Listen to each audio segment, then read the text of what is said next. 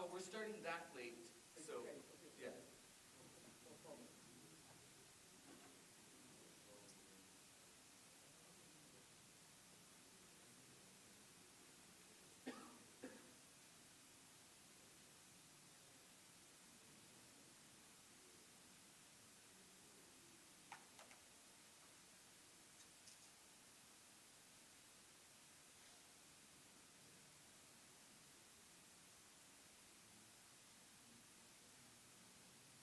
Please also confirm my stage.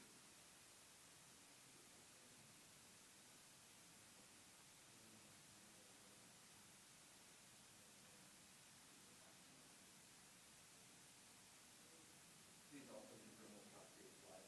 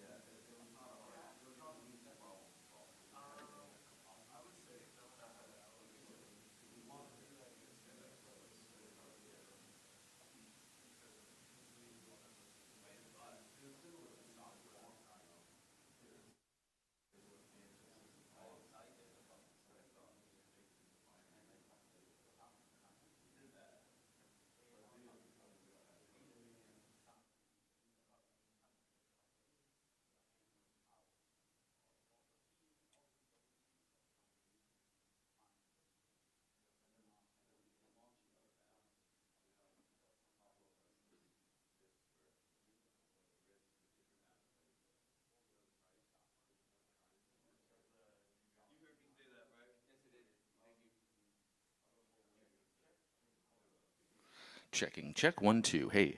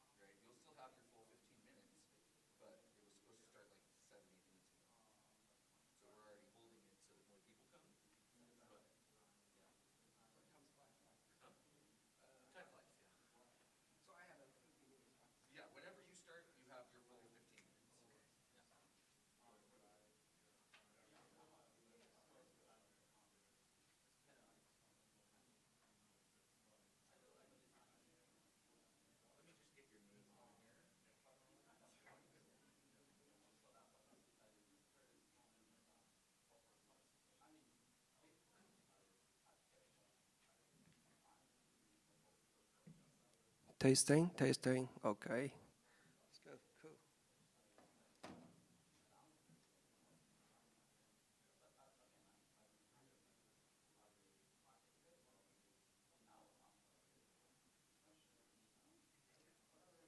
Let's get in start.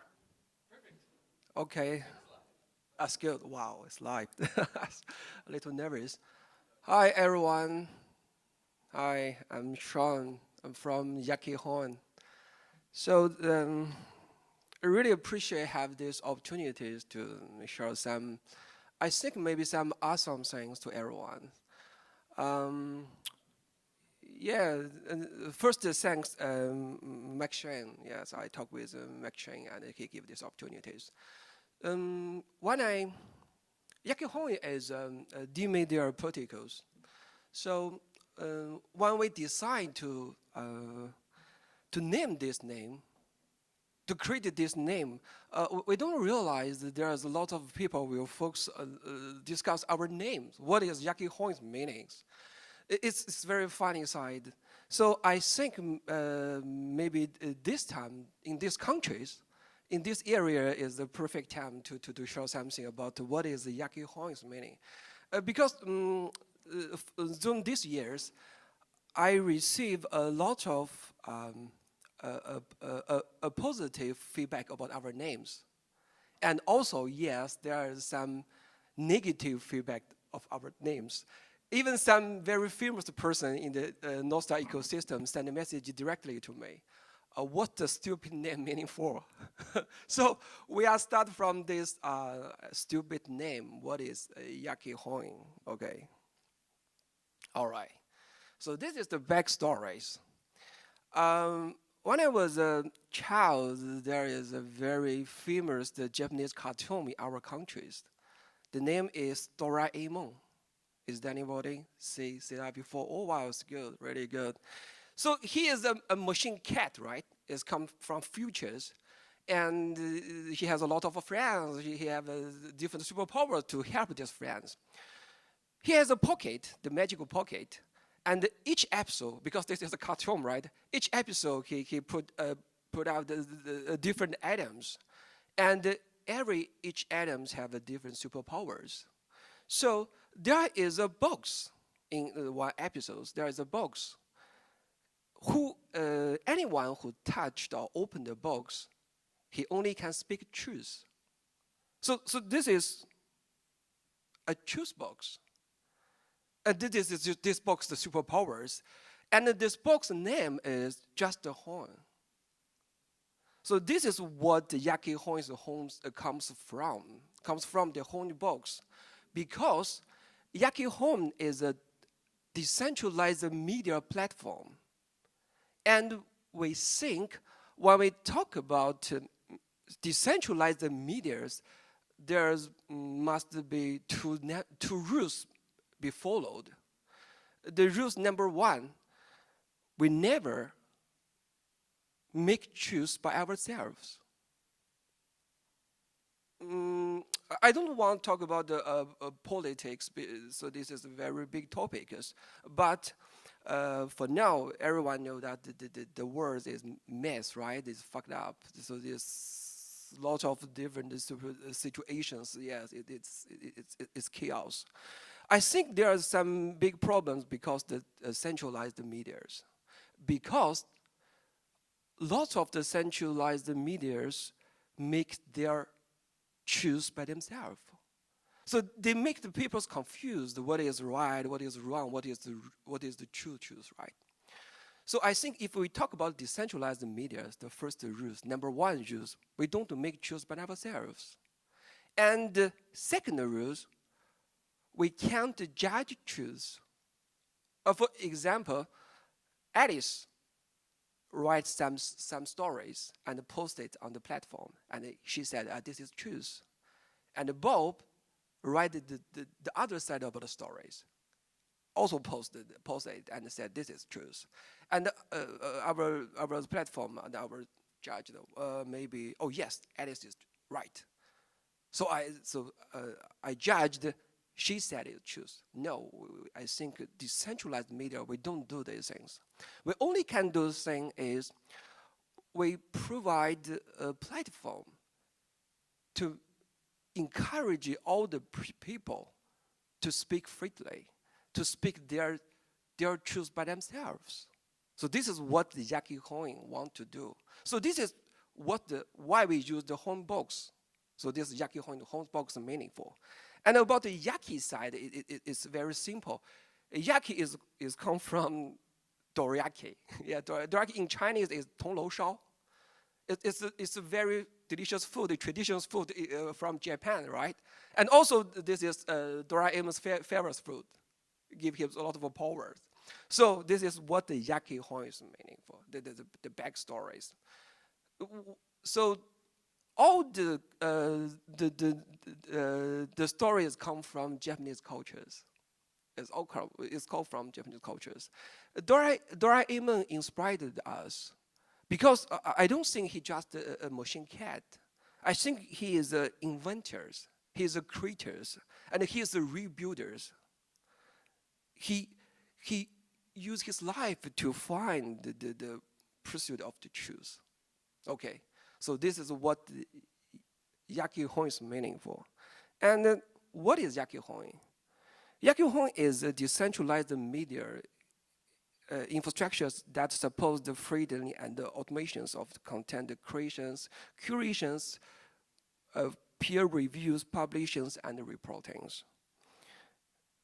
We absent for news, bloggers, journalists, and more. So for now, we operate in almost half years. We have a very cool, very, very awesome web applications. You can see you can see the displays. It's very, very good, very good. The beautiful UIs, many of the different exclusive filterings. And also, we published the mobile client. And even Pavlov, Fiat Jeff, and JB55 have our client, the mobile client.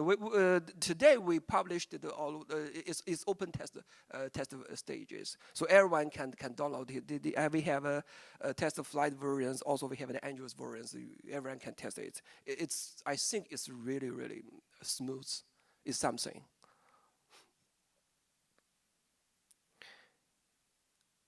And this is the recently Yaki Hoin states. So for now, we published almost 18 plus different languages. That means we already have 18 plus language creators post their articles on our relay, on our client. And also we covered 118 different countries. So our user is all over the world. And we already posted 12,000 pieces of content. It's a lot of different forms, such like articles, the videos, the broadcasts, something like that. And our months, this is per month PV almost 100,000. I mean, 100,000 is not is big numbers. It's not big numbers because I was work from big tech companies almost 20 years. I work from Samsung last 10 years. So from my opinion, the 100,000 is very small numbers. But 5 months ago, 5 months before, the number is 0. Our previous number is 0. So we developed very faster. But the question is, what contributions has Yaki Hoin made to the Nostr ecosystem, right? Because we are talking about the Nostr. We are built on the Nostr. So what contributions we are doing? The first, the technical contributions. We published 3 different products already published. The Yaki Hoin, the website app, the Yaki Hoin, the mobile app. Also, we contributed 2 stable relays, very stable relays. Even even demo's done. Sorry, demo's done. We are still working on. Yes. So this is the technical part, and also we are very focused on the Lightning Network. We use Lightning every second. So over the 7 million cents has been translated for the Lightning networks, and we have the exclusive filtering about creators. So we have a creators contains part 100, more than 100 creator contents and something like that. I think this is something for us for the Nostr ecosystem, and also we have a platform. We also do two things. The one thing is we host the global hackathons focused on the Nostr. The fact is the first hackathon Nostr is hosted by us, by Yaki Hoing. It's maybe February or May. It's the first round hackathons. Now we are still going on this. This is round 3 rounds. This is third round, and total there is 80 projects join our hackathons, and we award the 9 different projects. There are a lot of famous projects. You see, even the Habla. See, this is our first. Yes, the first project, and the Aconics, the last desk speakers. Yeah, this is our. And we totally send 24.5 million cents to all the projects. So we are very serious for the no hackathon things.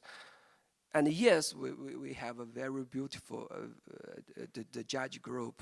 We have Fred Jeff, we have Pablo, we have Big G's, and also we have the John from Bitcoin magazine. So this is our on-set judges. And besides that, we do the series of the global Nostr meetup. I think this is the other very awesome part. Actually, the first Nostr meetup in Asian is from Yaki Hoing. This April in Hong Kong, I hosted the first Asian Nostr meetup, and told all the Asian peoples what is Nostr. They don't know that. They just know Web3. They don't know what is Nostr. They know Bitcoin, but they don't know Nostr. So when we finished the Hong Kong things, I fly to Miami. Remember that? I see a lot of yes old friends' face, right? It's very exciting. We host the best side event, a Nostr meetup side event in the whole the Miami the Bitcoin conference. It's really good. It's maybe 100 persons come to my party. We talk about 5 or 6 hours, and there is almost 10 or 11 very famous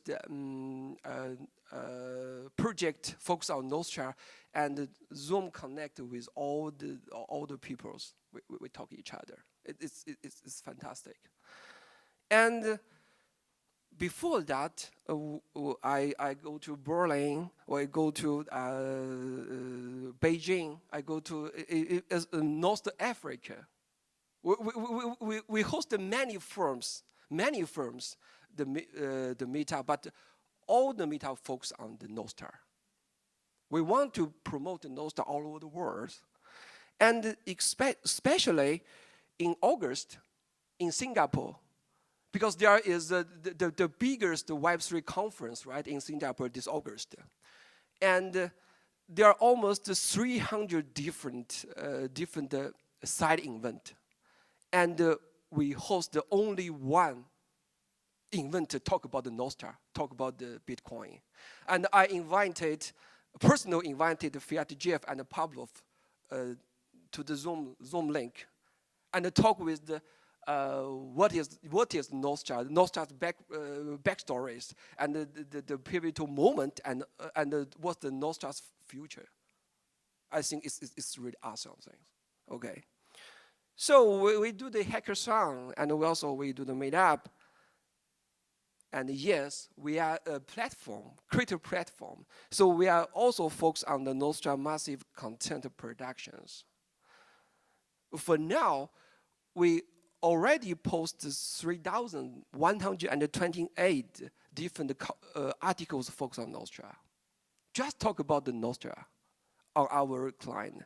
And there is 25 different curations.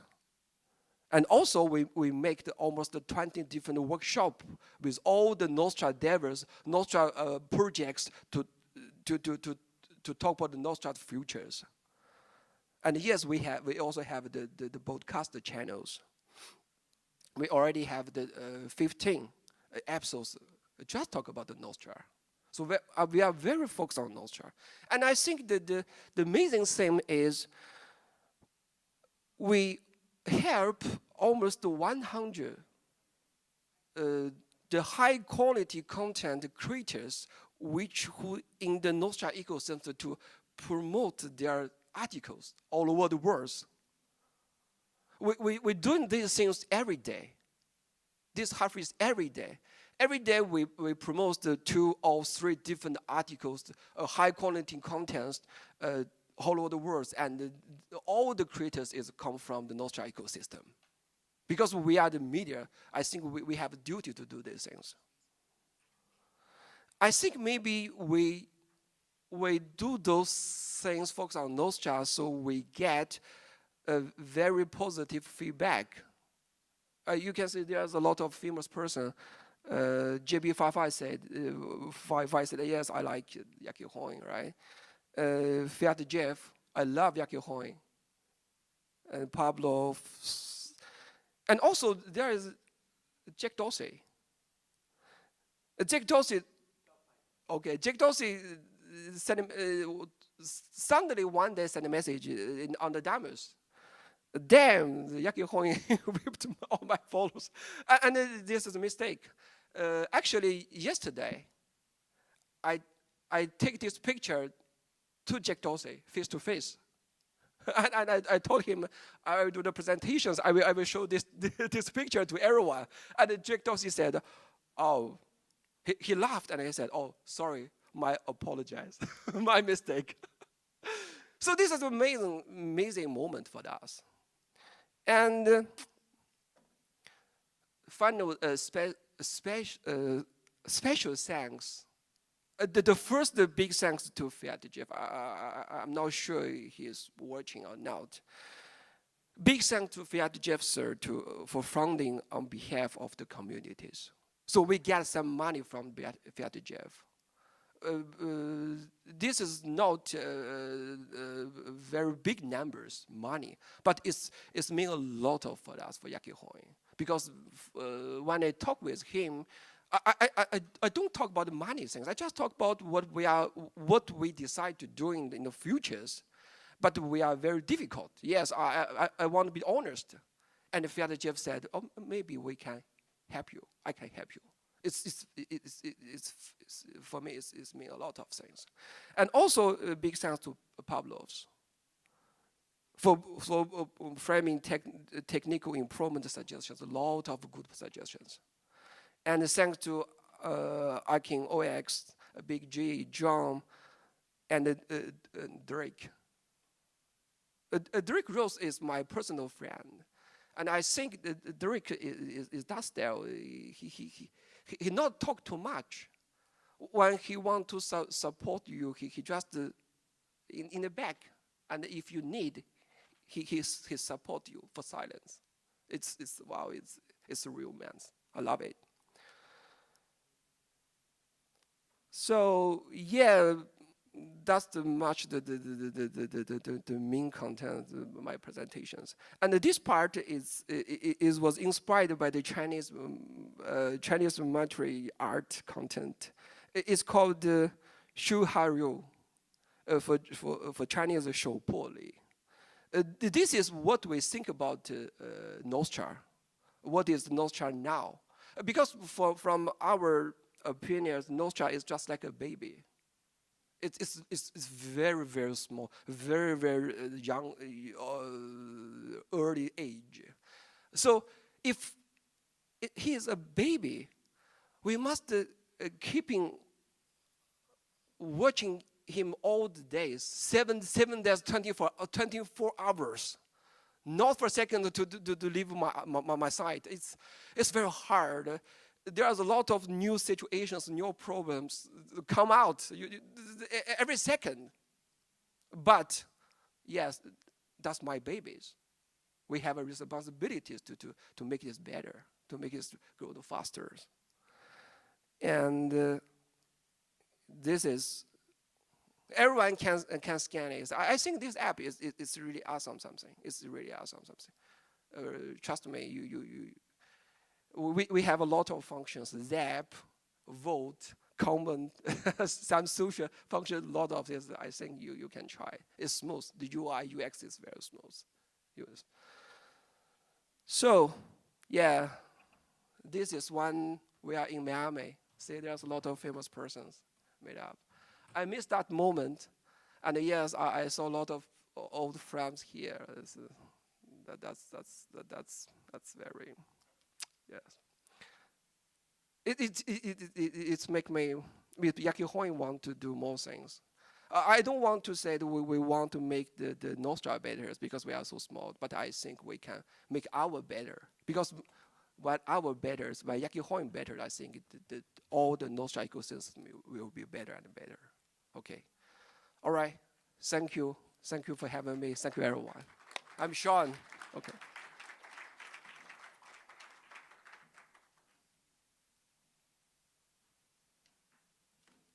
Up next is a Wave Lake panel, and stand by while we reset the stage.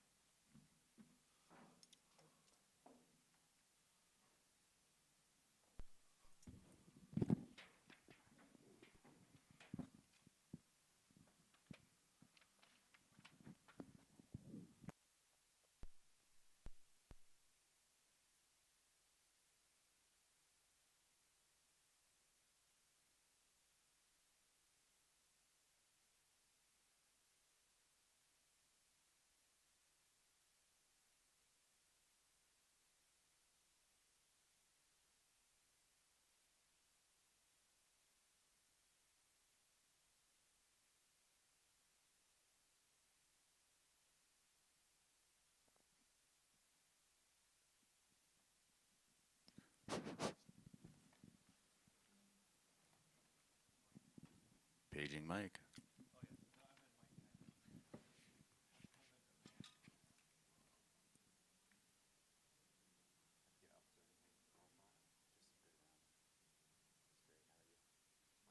We're waiting on one more person.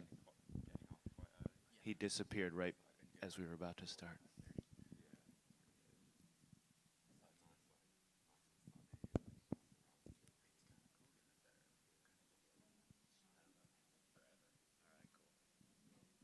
Hey, good morning, everyone.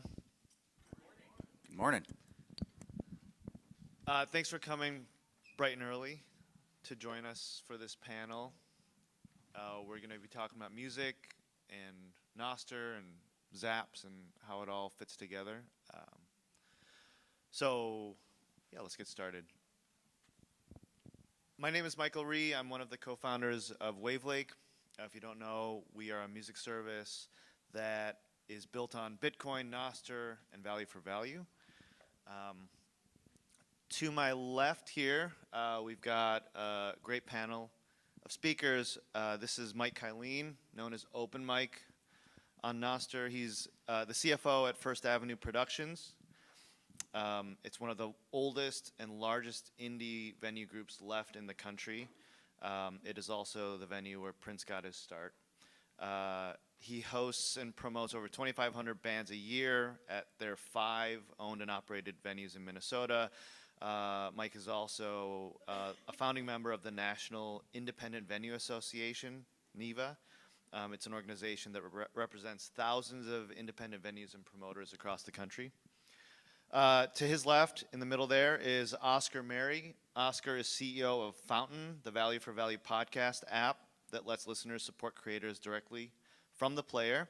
Fountain recently launched support for music podcasts, where listeners can both discover and support artists through podcasts using Lightning to switch the payment destination to the artist as the music is being played.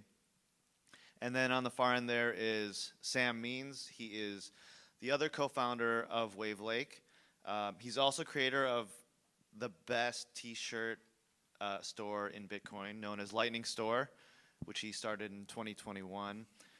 He has a long history in the music business, notably as a songwriter, musician, and also founder of Hello Merch in 2008, which helps a network of hundreds of independent musicians, artists, and businesses around the world manufacture and sell merchandise without having to give up the rights to their material. So we want to talk about music. We're all really excited about how Nostr and Lightning fit into music.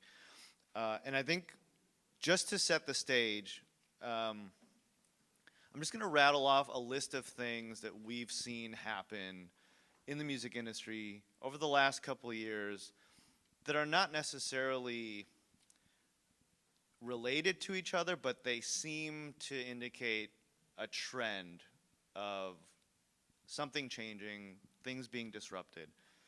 So Spotify spent hundreds of millions of dollars to get into podcasting a few years ago, and now they're backing out of that move. They're laying off hundreds of folks. They're gutting shows that they purchased thinking they could make a profit on. They also just recently announced that artists who receive below a certain number of plays on Spotify are ineligible to receive any payment from them.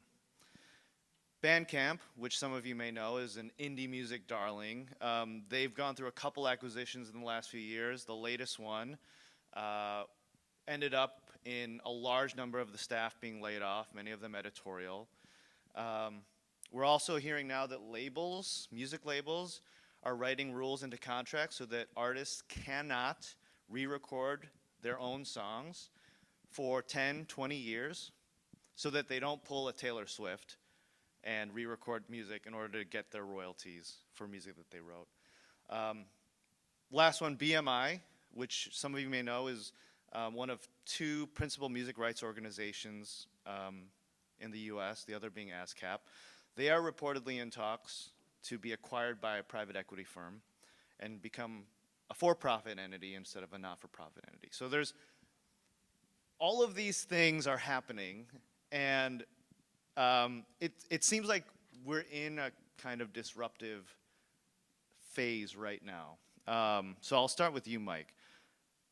What's going on? What do you think is going on here? Yeah, is this on? Yeah, click it There we go. Yeah, thanks for kicking that off. From my perspective in the IRL music world right now, another massive thing that we talked about at dinner is Live Nation's moves, right? Like they're actively going into independent venues who support the independent artists and support this whole kind of reason that I think a lot of us are here. And they're actively going into the club business. They are really, it looks a lot like kind of the TradFi banking stuff. That's what really brings me to this room, brought me to this ecosystem. Aside from being a CFO and a CPA attracted to Bitcoin, when I saw all the parallels between music and finance, man, the centralization of what we're seeing out there and the consolidation, like you said, of people just buying up entire albums of music and royalty investments. You know, it's a scary time. We narrowly missed a pretty massive consolidation of independent venues in my world when everybody shut down. And that threat's always been there. It's just never been more magnified than it is currently. And I think we're seeing it throughout what these guys are doing and supporting independent art, independent artists, and really empowering that base layer of culture.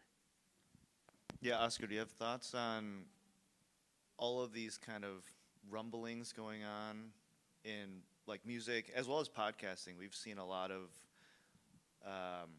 turmoil after like this.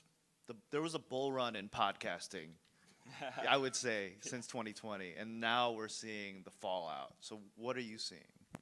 Yeah, I think it actually really benefits everything that we're trying to do, because it means that, you know, the message that we're putting forward with value for value and supporting content creators directly resonates with a more mainstream audience, you know, not just Bitcoiners or people into new technology. It's kind of like out there in the general public. And so it makes it easier to, you know, onboard people, talk about this message, and it becomes, when you talk to people about, you know, the products that we're building, it's not just about the tech anymore. It's about what's going on in society, which they read in the mainstream kind of media and headlines. People are aware of these problems with, you know, everybody has a musician friend that, you know, is struggling, doesn't make anything on Spotify. So when you come along with an alternative, it's something that resonates with people. I think that's really beneficial to what we're doing. Sam, what do you think's going on right now with all this stuff in music? I mean, I think it's a pretty typical page from the playbook that we've seen throughout the history of music, where, you know, these things happen in cycles. You get through you enter some new era of music, publishing, and whoever holds the power ends up coming in and just trying to squeeze as much money out of that as possible. And they always make the rules, so, you know, let's just say even with like the boom of CDs, you know, CDs started out being kind of expensive because they weren't selling a lot, but then once they started selling a lot, it became a household thing.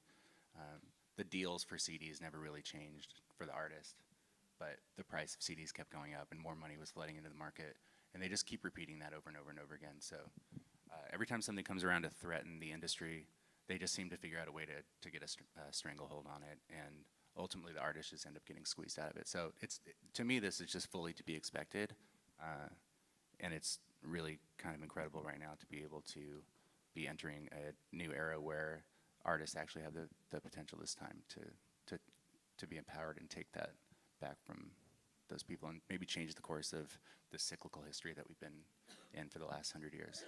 Yeah. And we have this thing called value for value now that has been gathering steam over the last few years. For the people who maybe aren't familiar with this concept, Oscar, would you care to explain in basic terms what is this idea of value for value? Yeah, I'll do my best. So value for value essentially is the idea that whatever value you receive from content on the internet, and it can be applied more broadly than content on the internet, but I think that's what we're talking about today, so I'll focus there. But it's the idea that when you receive value from content on the internet, you should give value back to the content creator relative to the value that you receive. And when you compare this to traditional, you know, ways that creators make money online, it's very different. And really the benefit of value for value is that there's no cap on the value that you can send back to the creator. And that means there's kind of two key benefits of value for value. The first is that the content is freely accessible. You know, it's open. Anyone can sample it. Anyone can consume it, listen to it, watch it, and anyone can share it as well.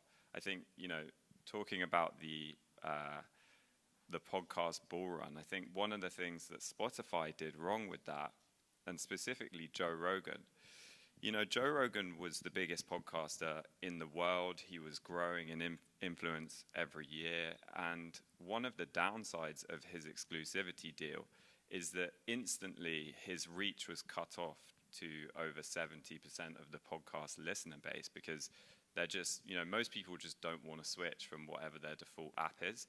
So suddenly he lost that kind of growth trajectory. And so this key benefit of value for value is that the content is freely available, and that means people can discover it. That means people can share it.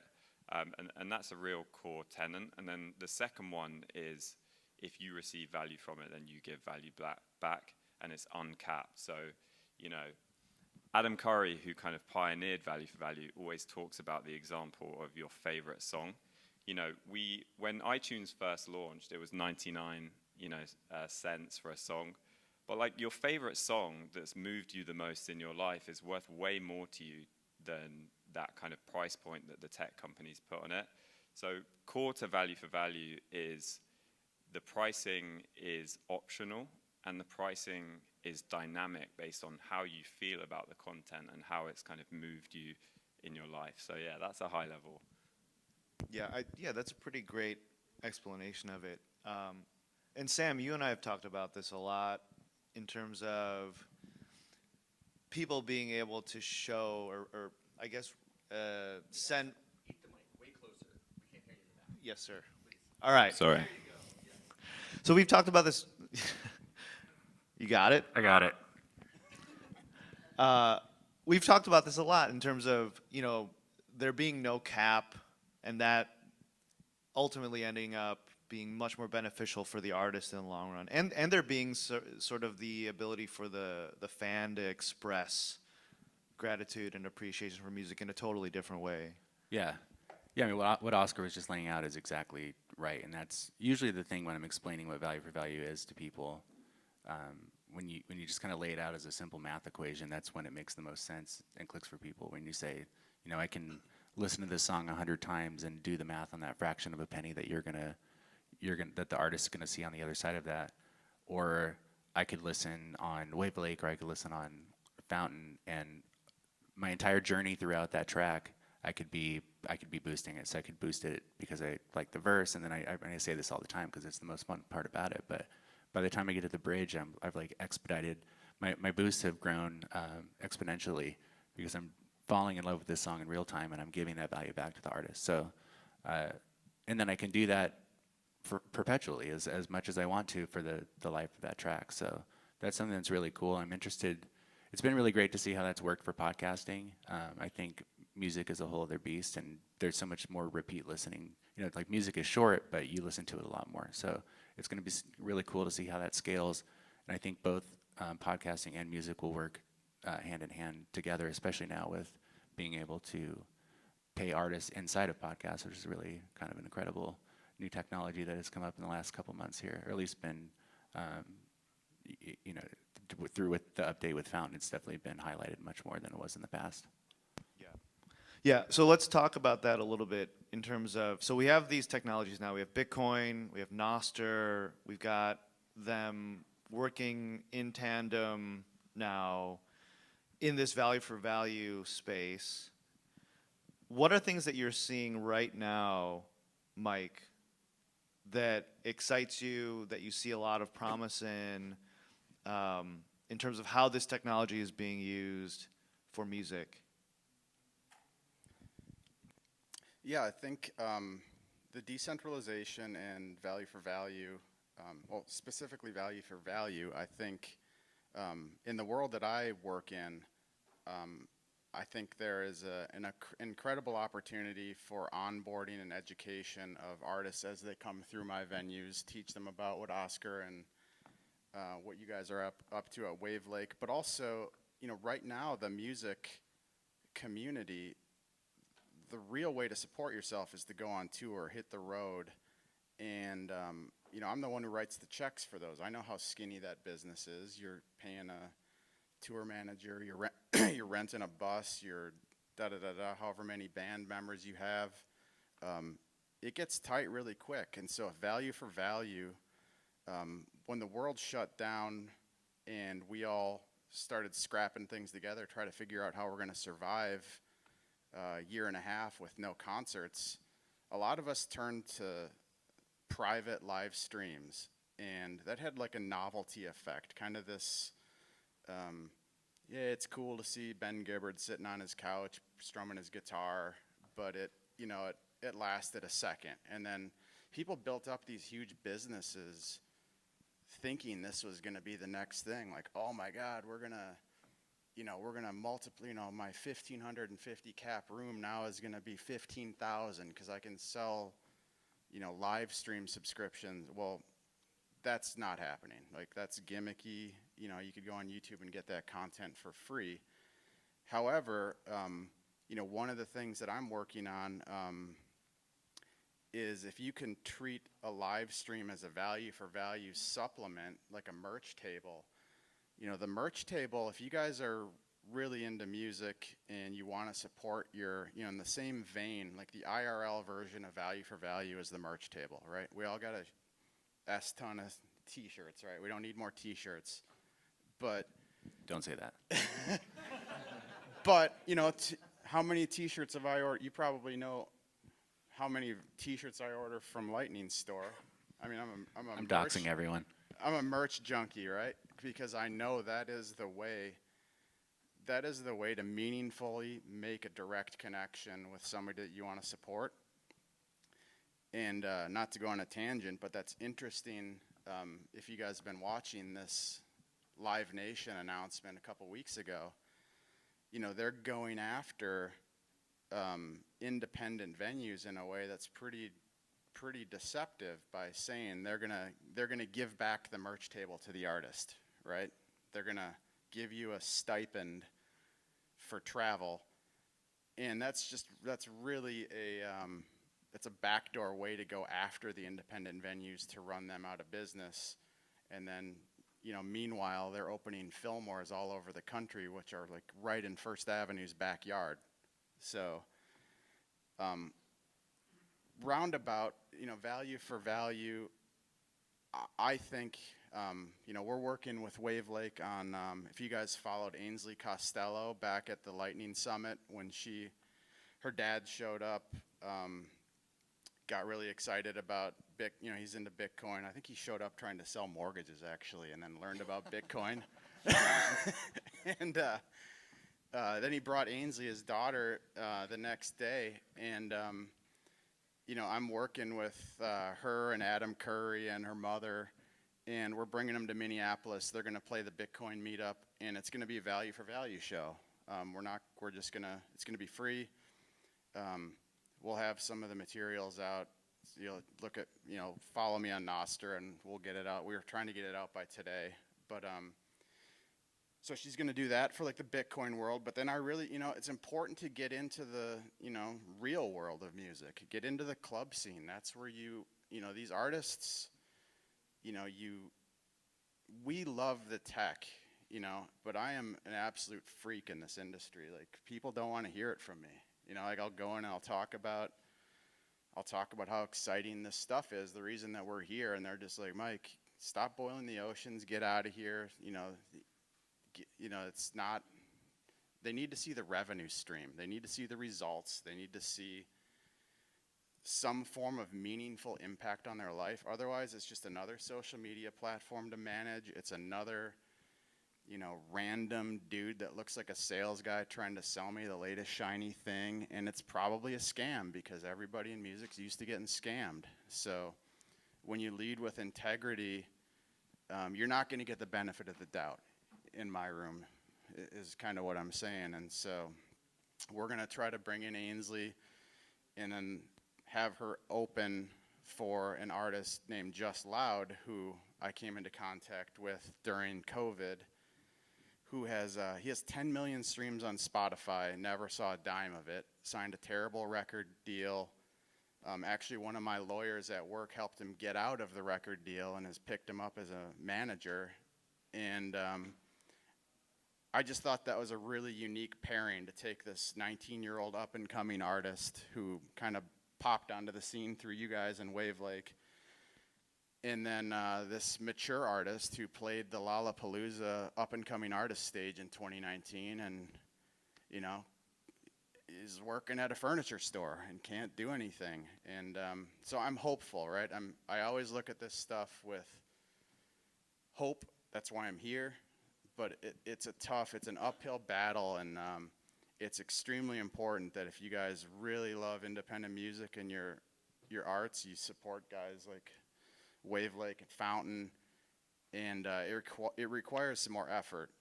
But I'm very hopeful for the future. That's why I'm here.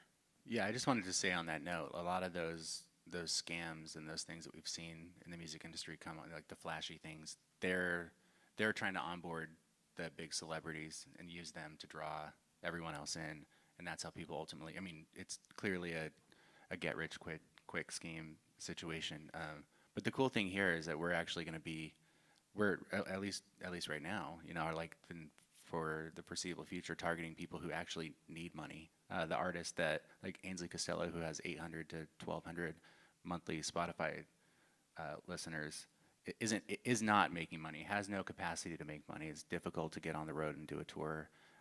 We were talking to somebody yesterday, I think he's here. Oh yeah, what's up, dude? You know, Road Dogg toured for years and just eventually couldn't shake it anymore. There's a band, this band, the Bobby Lees, I read about last night. They posted a thing that basically just said they're done because they can't keep it up. They're a club band and they just can't do it anymore.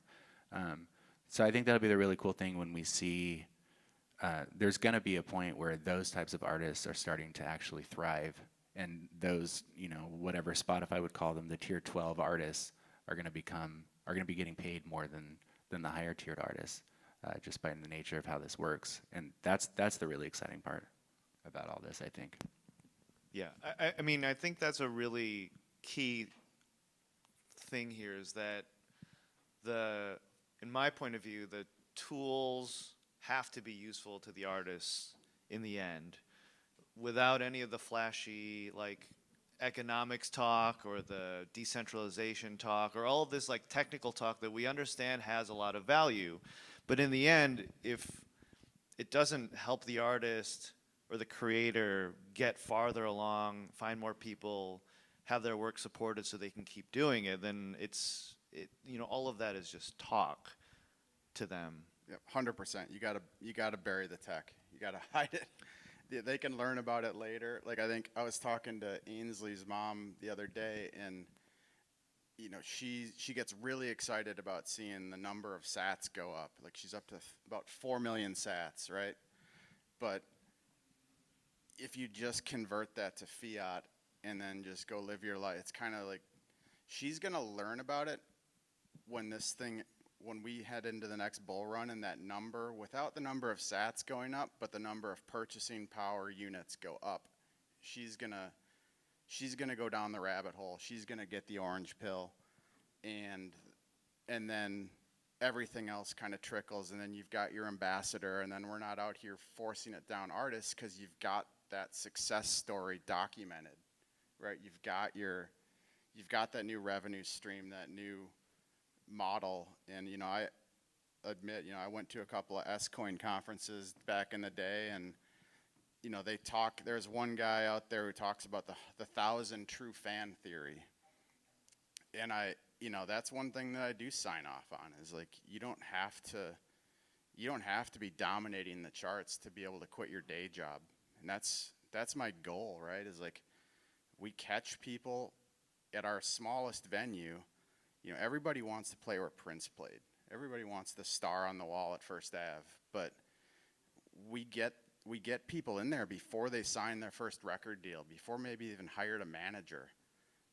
If they can learn about what you guys are doing before any of those big transactions or events happen, you know, that matters, and that could be a huge jumping off point to make some changes in the industry just by watching people opt out, right? The same ethos as we use in Bitcoin and finance is just vote with your feet, vote with your wallet, because I see a lot of fiat solutions going out there. Is like, let's go cry to the regulator and try to like break up monopolies and like, yeah, we were doing that in the late '90s with Ticketmaster, right? Like, That turned out great. yeah, I mean, we were just in Washington, so NEVA, we just were there like in July on the Fix the Ticks campaign. We all met with our senators, we all talked about all these problems, but you know, I think the opt out, let the market decide. That's, you know, that's the solution. That's the, yeah. I'll get off my soapbox.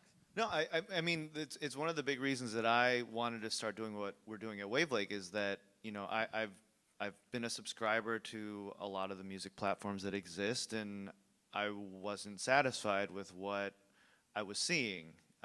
You know, I mean, it's basically the same convenience store for music in 12 different places. They're all going to show you the same top 100 songs, and you know, that's fine for some people, but I want some variety. I want to see some new things and be shown music that I wouldn't find on my own, and you know, be exposed to new ideas. Oscar, we're seeing this now in podcasting. There are music podcasts now that are integrating music into a value for value stream, and people who zap those podcasts are seeing the splits for those sats go to both the podcaster and then the artist creating the music. What are you seeing? What excites you about all this? Where do you see this headed? Yeah, so maybe for those that aren't aware of how this works, I'll just explain it quickly because it is a little bit complicated. But essentially, on Fountain, you can stream money for every minute that you listen using the Lightning Network. And through the RSS podcast spec that we've been pushing forward, we've introduced something called a value time split. What this allows the podcaster to do is essentially say, between this start time and this end time, I want to change the payment destination to go somewhere else. And this can be used for a bunch of different things, but the first use case that we've kind of picked up is for music podcasts. So you can think of these kind of like DJ sets or, you know, radio shows. And the podcaster or the host of these shows can play, you know, 10, 15 tracks. They can also, you know, interview the musicians or just talk more generally about the type of music that they're playing. And then for anyone who's listening in a podcast app like Fountain, maybe they're streaming 100 sats per minute or 200 sats per minute. When those tracks play, the payment destination automatically switches in the app and will send the payment directly to the artist, who in this case is hosted on Wave Lake. So I think this is amazing for, you know, monetization, but more importantly, it's great for discovery, because what we're finding is that podcast listeners who use Fountain just to listen to their favorite shows are all of a sudden discovering these artists that we're talking about. They're not only discovering them, they're paying them, but they can also just in one click add those tracks to their library. And I think this is the really important thing about what we're doing with, you know, value for value with RSS, but also now with Nostr, because RSS is slightly limited for what we can do. If you look at the music apps that exist out there, as you said, they're all the same. They look exactly the same. They do exactly the same thing. And, you know, there's not much creativity there. But also, discovery doesn't work because, you know, if I share a Spotify link on Twitter or Nostr or wherever I share it, for the 50% plus audience that don't use Spotify, there's so much friction in actually going and listening to that song because you have to, you know, search for it in your music app. And I think because we're building on open protocols, RSS and now Nostr, it allows that discovery to be seamless, you know. Even though the music is hosted on Wave Lake, Fountain can ingest it and people can add it to their library in one click. And, you know, right now, the comments in Fountain, you know, you guys display comments from Boost on Wave Lake, but there's no ability to reply to the comments, and that's where Nostr comes in and will solve that problem. So I think as much as the monetization, I think the real exciting thing here is discovery, and also like how can we, invent new surfaces in these music apps, in these audio content apps that are like brand new. And the cool thing is like one app doesn't have to do it all. You guys have Wave Lake Radio, an incredible feature. Fountain users could listen to Wave Lake Radio and then add the tracks to their Fountain library over Nostr. It's like you don't have to do everything in one app. Suddenly everything's connected with social features and with payment. So I think the discovery is the really exciting thing here. Yeah, Sam, what are your thoughts on this? I know you have some ideas. No, I just think that's really cool too for the artists. I was talking to somebody yesterday just about the interoperability of everything, which a lot of people don't even necessarily know what that means in the normal space, which I think has been a trend over the last 3 days, is just how to strip away all the tech and just speak in language that people are going to understand. But that's been the biggest problem, is people are building up these networks on multiple platforms over years and years and years, establishing a brand, establishing an identity and a following and a fan base, and then ultimately, just like we discussed with the music industry, the tech companies start squeezing them out with rules and conformity things that they have to do to maintain their presence on those networks. And yeah, it's just incredible to be able to now with Nostr and with this open music library and with Fountain and I'm sure many other things that are going to come in the future, these artists can thrive everywhere they go, and wherever you log in, you're going to see familiar faces and vice versa, and that's just so insanely powerful. Yeah. I mean, I should mention here, quick shill, the Wave Lake mobile app for iOS. We just went into public beta on test flight yesterday. So if you go to our Nostr profile, you can see a link to the test flight. All right, shill over. But going back to the portability or the interoperability topic, the idea that not like as a fan, I can have an identity on Nostr. I can potentially create a playlist. I can favorite songs, and I could take that same identity to another compatible music app that is not a Wave Lake app, and have that entire favorite list or that playlist carry over with me to the next app or on Fountain.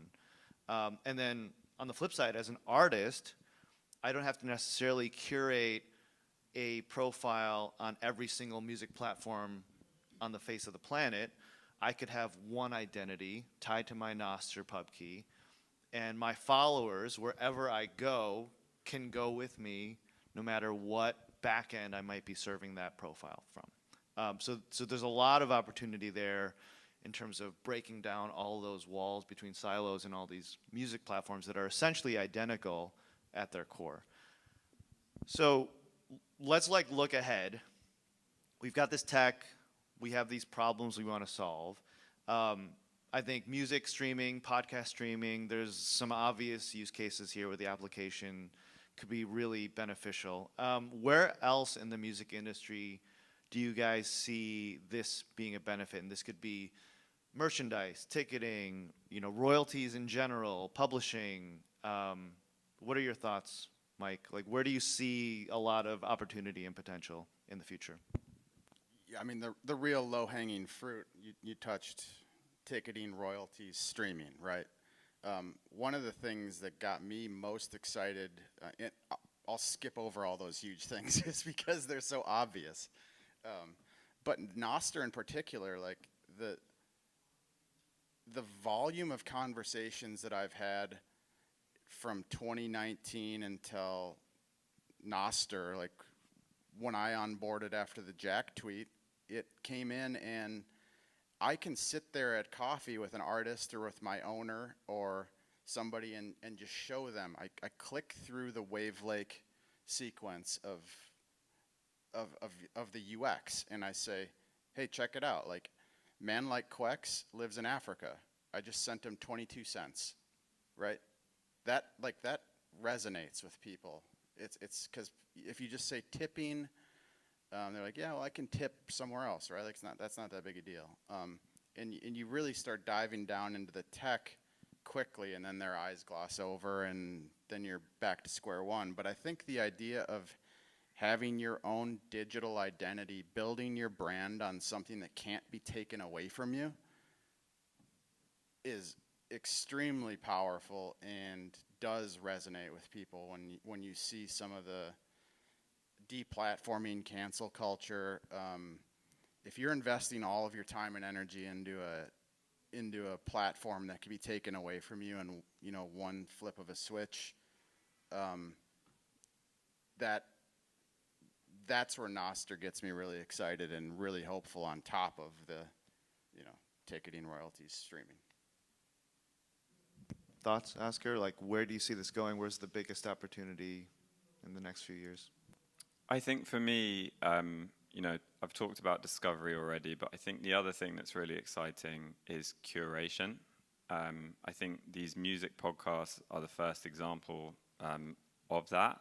I think we need more of them. So if anyone here wants to start a music podcast, you know, come and speak to me afterwards, and I can show you how to do it. But I think there's other forms of curation as well. Playlists is something we've talked about, and the ability for the curators to also earn a value split, I think, is really, really powerful, because I think, you know, there's so much content out there on the internet. You know, how do you find those hidden gems? And I think the curators are often the people that surface them to people. So I think, you know, artists definitely recognize that, and they're more than happy to give that value split to whoever's doing that. So I think, yeah, tools around curation are going to be really, really important, and I think there's going to be some exciting stuff coming very soon. Sam? Yeah. Someone asked me yesterday what I thought the killer Nostr app was going to be in the future, and I thought about it for a second, and I said, I think Nostr will just kill all apps. I don't think there's going to be a specific killer app.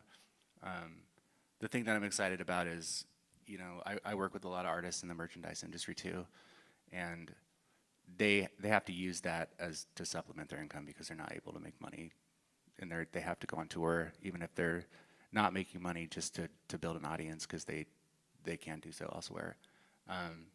So what I'm most excited about, I guess, is just for people, you know, all these things like Patreon and merchandise and whatever else, these supplemental things that people have to do, they're going to be able to do that as an opt-in instead of as a necessity, because if they're able to monetize easily through exactly where they should be able to through the music first and foremost, then they can do that fan engagement also on their own terms. Because that's while most artists love, you know, offering these extra things to their fans, and it provides that value for value, it can be difficult when you're having to do that kind of on cue, on demand, on a 30-day cycle, on a, you know, like a Patreon model. So in the future, I just think that's going to be really cool to be able to see things that are familiar to us, but be able to do them in a completely different way that'll be, again, on the artist terms, which I think is the overarching theme here, is that the artists get to decide what they want to do and when they want to do it.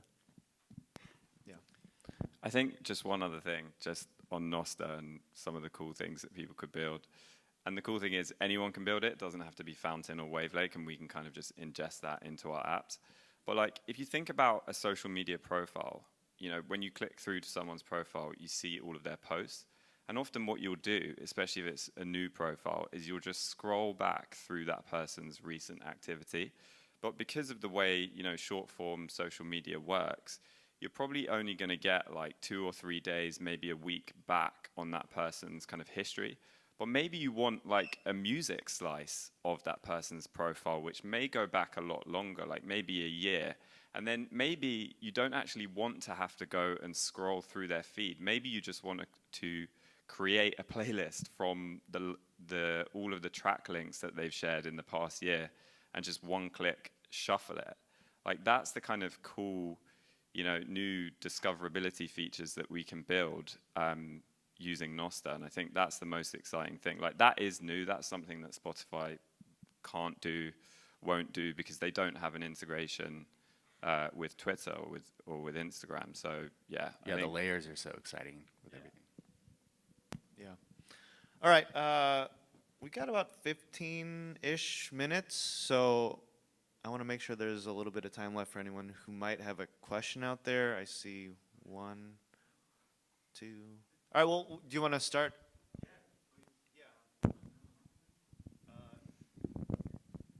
Come on up. Come on down. So yeah, I like awesome work what you guys do, like amazing. I'm the manager for the open source Bitcoin channel, like one of the managers for it on YouTube. And we do V4V like lessons, so I run something called the School of Bitcoin. And basically like I'm the conduit for people doing lessons online. It's cool, we get a lot of hits, but it's just like putting their Lightning address, right, like underneath the video. Is there anything better than bloody, like I hate YouTube. Is there anything on the horizon that we can do, like, or any thoughts to that at all? I think one of the, just quickly, and you guys can jump in, but I think one of the difficult things about video is that it's a monopoly with YouTube, whereas podcasting and music both are fragmented. You have multiple players. You know, even Apple and Spotify in podcasting, they only have about a 30% market share. And so that means that the social features that users have come to expect don't really exist. Whereas with online video, you know, YouTube's a monopoly and they have all of the social features. So it is much harder for us to go in and compete there. But I do think there's ways that we can explore video. I just think it's going to be kind of a slightly longer term thing compared to something like podcasting or music. I don't know what you guys think. Yeah, I don't even know where to start there, but I think that's going to take a lot more time. Yeah, I have no idea. Currently, I don't think that there's much you can do. I mean, there's Zap.stream, which is really cool. I've been running a 24/7 audio stream on that for a while, and it has a really cool chat feature through Nostr. And it's been really fun to use, but it's still an incredibly technical thing. You have to, you know, I have OBS sitting on a computer in a bedroom somewhere that's just on all the time, and I have to keep checking it and restarting it, and it's like a super convoluted 7-step process just to get this thing to run on something that you know, I'm really just doing for fun. So yeah, somebody out here, please build the video thing. That would be great.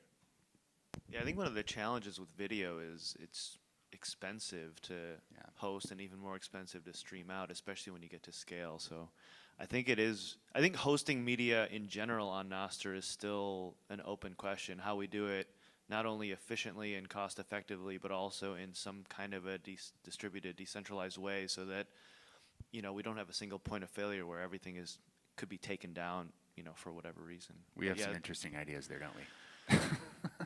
Yeah. Let's see. Yeah, Max.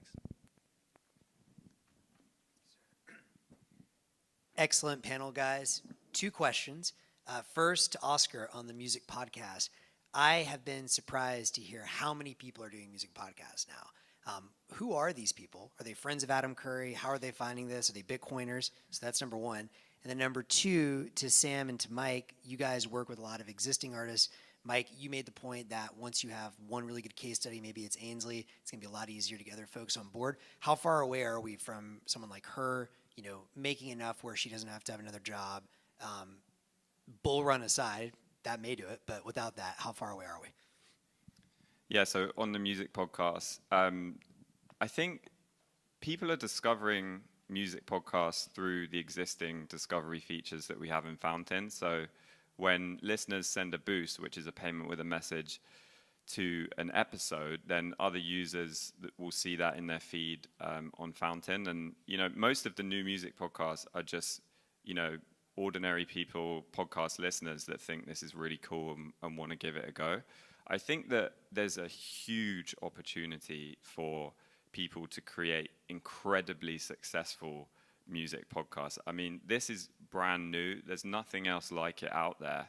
So I think we need to figure out a way to, you know, get some really cool new music podcasts out there.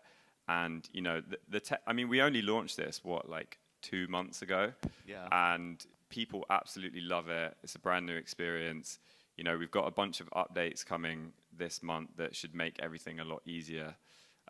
for the listener. But yeah, I think music podcast is a huge opportunity, and people know how to do it as well. There's radio hosts out there, you know, there's DJs out there, there's people out there that know exactly how to do this, and they have like a niche interest in a particular music genre. So we just need to find them, create the tools for them, onboard them, and I think it's going to be huge. Yeah, to piggyback, you know, I was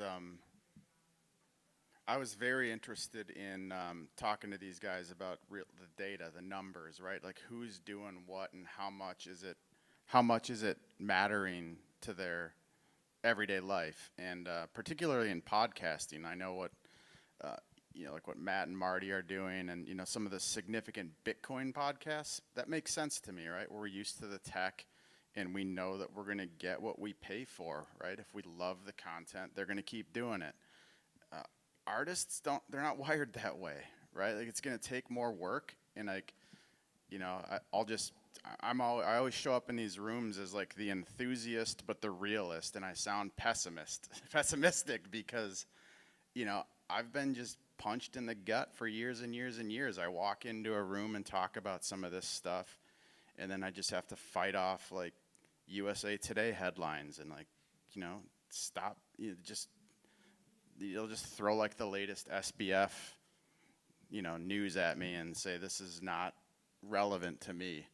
But I think when an artist actually makes it based on this, there are artists who are out there doing a lot of S-coin stuff, and they're saying some of the right stuff, but you know, they miss the point of Nostr. Like they're not in this particular space yet, but they're close.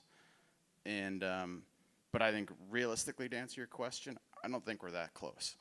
Like I think we're a ways off because the system works for the people that it works for really, really well, just like finance, right? I think the other thing there as well is that for artists in particular, we need to talk more about discovery and less about monetization and income potential. Because the reality is that there's a lot of people out there who are scared of Bitcoin. You know, they don't know what it is. They find it incredibly difficult to onboard to it. You know, I'm from the UK. It's incredibly difficult to onboard to Lightning there. So I think the discovery aspect is like a big selling point. The fact that it works across different apps, across different services. And also with the music podcast, it works in Spotify and Apple as well. So like, you know, this is not like a niche app.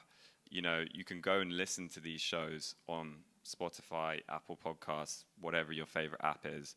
And then over time, once you kind of like get used to the value for value ethos, which is something new, it hasn't really existed on the internet for too long, then maybe you transition and, you know, buy your first Bitcoin and give it a try.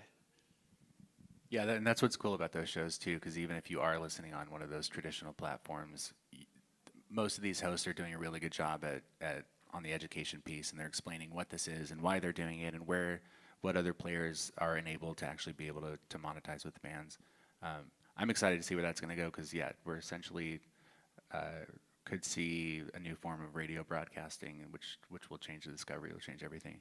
On the artist side, yeah, I mean, that was one of, you know, Ainsley, who we've mentioned a few times, Ainsley Costello on this panel, was one of our first very outsider people to come in, and it was a very eye-opening experience. I mean, we knew we weren't exactly ready for something like that, and it's not like she blew up so huge that we couldn't handle the capacity, but she had a lot of questions. There's still a lot of questions that are being answered. I speak with her mom quite a bit, actually. I think everybody does.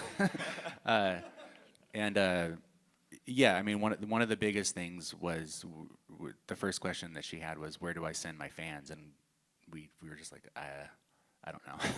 We have to figure that out. So that was one of the main reasons we expedited the app that we launched yesterday, and got Samskis to help with that. Shout out to Samskis for beautiful work there.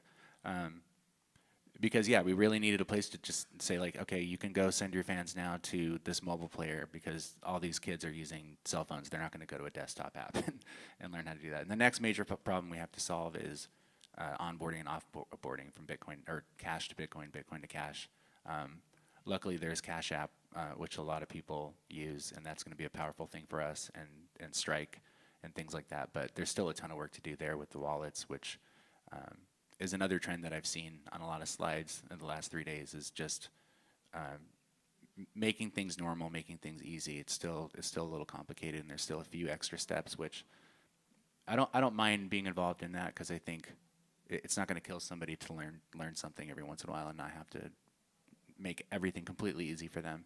But at the same time, we have to be pretty reasonable and realistic that if we don't do that, people will just, if we get them in the door, it seems like it's still a little too goofy, and they end up just kind of giving up quicker than we want them to. Yeah. And I guess if I could just piggyback quick, where to direct fans for Ainsley, you know, shill on her behalf and plea for help on my behalf. I'm trying to figure out a Zap.Stream type platform to stream her shows in Minneapolis on December 20th and 21st. So anybody who wants to help out with that, we want to expand her audience so that you can just zap her directly while she's playing our rooms. And who knows, we'll see where this thing goes, right? Yeah. I think, are we out of time? I saw. I think we have a couple minutes. Do we have a couple Maybe one minutes? more. Okay. Yeah, right here. Yeah, guys, so we produce breath work, so music to breath to meditate to. And we've been looking into Fountain, Wavelake, and Steamstar. And I have the feeling that Wavelake is the best platform to upload the tracks for value. What do you guys think? Let the Wavelake guys answer that one, right? I think you should do it. Yeah, I think you should upload it to Wavelake and then listen to it on Fountain so that you can get paid per minute. That's going to be the best experience for people to listen to that. That's the cool thing is on Wavelake we're just doing boosts and zaps right now, so it is more of a tipping mechanism. Whereas if you were listening to that on Fountain, even though it's a Wavelake uploaded through Wavelake, you can still have a completely different experience. So yeah, go for it. We welcome everybody in all walks of life and types of music, and let's get some rain sounds too while we're at it. I want to piggyback right on that. We do welcome everyone from all walks of life. Music is one of our most fundamental, foundational cultural artifacts, and we are seeing cultures just being obliterated, cultural genocide, especially indigenous peoples and folks being minoritized by governments. Preserving that music and then empowering communities to share that and therefore share their culture and get support worldwide and get some money for it too. One thing I'm having trouble putting together is how could someone start something for impact and kit something up so that you could give it to somebody who is in a low resource environment and get them in? How accessible can we make this? It's very accessible right now. I mean, that was one of the first really I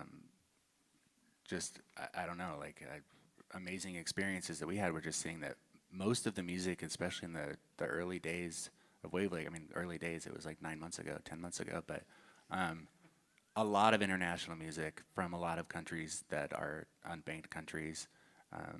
We were seeing Bitcoin meetups in Africa getting excited about, I was seeing videos of like 6 or 7 people in a church just doing a Bitcoin meetup and hearing that, oh, we're creative, we make this music, and to monetize that has been impossible previously. It's just, even if it is possible, there's no way to have any type of discovery because they just get buried in a sea of music.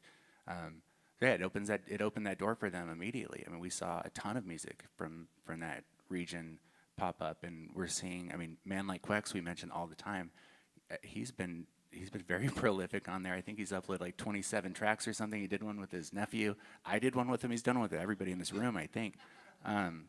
And yeah, it's really cool. I mean, he'll just tell somebody, hey, this is a cool thing, I'm making money, and he spreads the message over there, and I think it's just going to keep spreading that this is available to everyone. I mean, it's no different. This is Bitcoin. This is the power of Bitcoin that we see with everything that it touches. It is there for every single person on a global level, and it's powerful. Yeah, one thing I would add to that is that we're really eager for other people to start developing music clients like ours. So our whole catalog is openly available. And if you just understand the spec, you can create your own website interface that maybe curated a specific genre of music that was focused for a particular audience. You could create a mobile app. Our mobile app is open source, so anyone could fork it and create, you know, a variation on it that was maybe suited for a particular audience or some sort of a cause. So we're trying to encourage that as much as possible, because we want to help onboard as many musicians, different kinds of music as possible, so that there is a variety of content out there. I mean, this is a recurring theme, I think, this last couple days here, is that, you know, talking about Bitcoin, talking about Nostr is great for us, but for everyone else in the world, you know, people want something more, some variety. And so, yeah, we're excited. We're trying to enable that as much as possible, and we want to encourage that. We got one more here if we have time. Yeah, come on up. Thanks, guys. So I kind of want to go back to the decentralized media hosting thing from a couple minutes ago. I remember a few months ago there was a NIP that came out that defined a way to make a torrent on Nostr, or at least the torrent metadata on Nostr, and then the actual file is hosted elsewhere. So I got really excited about that, and I made this thing that you can upload a file and it makes a torrent from it. But ultimately, it's still hosted on centralized infrastructure, Cloudflare. So I guess my question is I think, like, have you guys thought about having a way where like fans can actually provide the hosting bandwidth of the music? And like there would be like some technical problems with this, like on mobile, but they might be solvable, and like it could be really cool, because like the Zap Splits thing would actually maybe allow those people to get paid to host the thing. So I just kind of want to get your thoughts on that, if you think that's too technical for the music fan industry, or like if it could be something that would be like maybe doable. So Thanks. I'm going to speak for Sam so that he knows that I hear him. Yeah, this is something that we've thought a lot about. Sam has talked a lot about with our team in terms of yeah, decentralizing storage. I think it is a really difficult technical problem for a few different reasons. I think the biggest reason is that people are used to a specific kind of experience.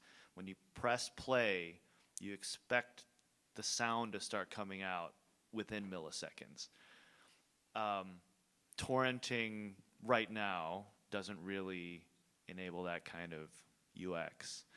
But that said, I do think there is potential to have a user's mobile device store some, you know, most recently listened to set of songs, and if there's millions of people that have that same song on their mobile device as well, it is theoretically possible that they could all somehow serve in torrent style shards of that file to a user who has not listened to that file yet.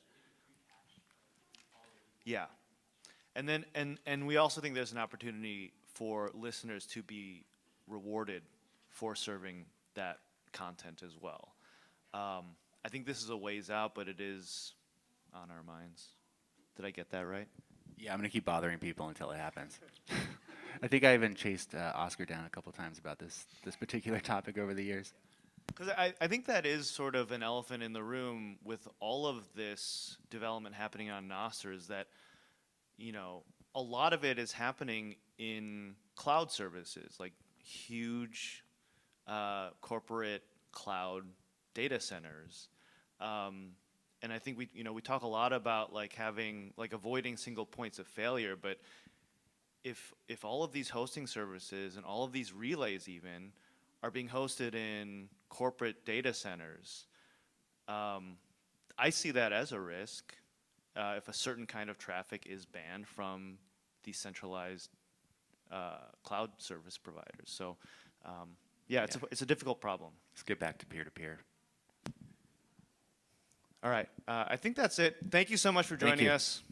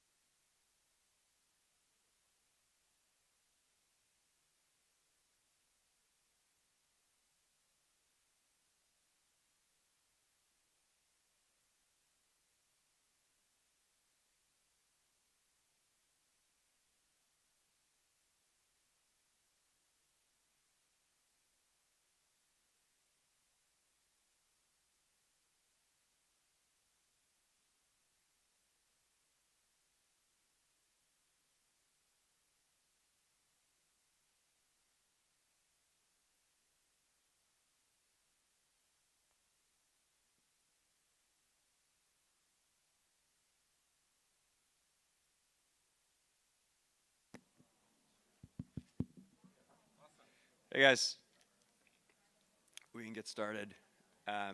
So we thought for this workshop, we would start out by, I'm Bob, I'm the founder of Prism, do quick intros, and then I'll recap a little bit of the presentation I did yesterday, which is Nostr as Bitcoin's layer 3, show some of the demos from yesterday, but in more detail. Hey guys, listen up. Pay attention to our next speaker, please. Try to talk louder. Thank you. And then Boomy and Quentin will talk more about Nostr Wallet Connect in detail. Hello, yeah, so I'm Quentin. I work at Albi. I mainly do Lightning and backend development. And well, I will demo and explain a bit about Nostr Wallet Connect and the possibilities that it gives us later on. Awesome. Hi, I'm Boomy. Super excited to be here. It's actually pretty fitting to what we'll talk about after the panel from the music that we just heard. Because like the payments are, and integrating payments in any kinds of applications that we have out there is super important. So this is also what we do at Albi, where we work on tools for that. NWC, Nostr Wallet Connect is one thing. So yeah, let's get on to it. Looking forward to the overview. And I think we should make this as interactive as possible, I think. So if you have questions and comments, please bring it up directly to have a bit of a conversation, because it's super important to see you are building applications. What are your problems? What are your thoughts on it? So yeah, let's make this collaborative. Yeah, I feel like some of the stuff we're going to show kind of feels like magic. At least to me, Bitcoin magic. And so if you guys want to know how we do it, just raise your hand. If we didn't give enough detail, we'll just go into a lot more detail on how we do a lot of this stuff. So first, just recapping from yesterday, which was Nostr is Bitcoin's layer 3 messaging layer. It enables us to do so much more on Bitcoin that wasn't possible before. And a lot of that is around what I call everyone payments, or the ability to have one individual like myself pay 3 people, pay 30 people, pay 3,000 people with one click instantly. As Bitcoiners, a lot of what we've optimized over the last 3 or 4 or 5 years has been what I call one-to-one payments. So tipping somebody or trying to buy coffee. And optimizing one-to-one payments isn't that much better of an experience on Bitcoin compared to the way it works with traditional money. So like everyone in this room can already go buy coffee with a credit card. And it's probably better than buying it with better than the experience of buying it with Bitcoin. And so that's why we haven't seen very much, or I think that's why we haven't seen very much Bitcoin payments adoption, is because we're trying to compete with something that's already worked for the last 20 or 30 years. Everyone payments is completely different. And just to recap, why that is different and why it hasn't happened historically is legacy payment providers cannot pay more than one person. The systems are not set up to do that. So as an example, if you wanted to pay 3 of your friends with a bank transfer, it would be extremely hard. They would have to tell you what their bank is. They'd have to tell you their account information. If they were brave enough to share all that information with you, which is highly sensitive, there would be some sort of minimum amount thresholds of money they could send, and then you'd have to figure out how to get all that information into your Chase account UX, which would take you like an hour probably. And so you could never send money to 3 friends with the traditional banking system. Same with Visa. Visa actually improves upon that process. Visa provides a standard identity, so everybody has a Visa account number. It doesn't matter who your bank is. Visa coordinates that for you on the back end. And so Visa takes the money, or tells your bank where to send the money, and Visa never touches the money themselves. So they actually provide an extremely valuable payment service. It's a messaging layer on top of traditional banks. But again, super sensitive information, and the way the technology works is you can't actually send it to 3 people unless they had terminals. And then finally, Plaid and fintechs, so the Cash Apps and the Venmos of the world, they also provide a very valuable service. They have standardized identities, so everyone has their Cash App handle or their Venmo handle, and they coordinate banks as well. If you have the Cash App, it doesn't matter what bank you have under the hood. But again, the Cash App and Venmo only work in the US, and so you can't send money to everyone anywhere in the world very easily. And so the traditional payment stack fails at sending more than one payment. It fails at trying to send this everyone payment. But we have Bitcoin, which should be internet money. Unfortunately, Bitcoin fails at this too. So if you use Bitcoin and Lightning today, you can't actually send money to 3 people, which sounds kind of crazy. But to walk through that, you would have to ask what wallet they have. You'd have to ask for what their Lightning address is, and then you'd have to gather up 3 of your friends' Lightning addresses, and then figure out which app you could go to put those in an easy way to pay. You run into this chase problem. It's very, very terrible UX to get 3 Lightning addresses and try to make an easy payment. And so we have internet money, but internet money also can't pay 3 people at the same time. And the reason is there is no messaging layer on top of the Bitcoin payment stack. So Bitcoin is layer 1 is money, layer 2 is Lightning and Lightning wallets, and then layer 3 is messaging. And we didn't have that service Visa or Plaid provided in Bitcoin until now, because now we have Nostr. And so Nostr solves the messaging problem we've had on the Bitcoin payment stack for the last 5 years. Nostr provides those standard identities. Nostr coordinates between Lightning wallets with Nostr Wallet Connect. It solves the fragmentation. It doesn't matter if I have a Strike account or an Alby account or a Wallet of Satoshi account. All you need to know is my NPUB, and it solves custody. I can now move money using Nostr messages without ever touching or custodying Bitcoin. So Nostr allows you to send Bitcoin non-custodially through an integration with Nostr. And so this is the new Bitcoin payment stack, and this payment stack and the ability to send what I call everyone payments is much, much more powerful than traditional one-on-one payments. And I want to show some of those demos that we went through yesterday and kind of pause and go through in more detail, and why I'm extremely excited about the fact that you can now send money to hundreds or thousands of people at the same time. So now we can do this with Bitcoin. And the sort of light bulb moment that went off for me was a few weeks ago. We actually at Prism tried to integrate a Lightning node and use Lightning for our application to make one-to-many payments, to make these everyone payments. And it was actually really hard. You had to like set up a Lightning infrastructure provider. You'd have to onboard to that provider. Then we were touching, as an application, we were touching Bitcoin, which potentially made us a money transfer agent, and like you had all the headache about thinking through that.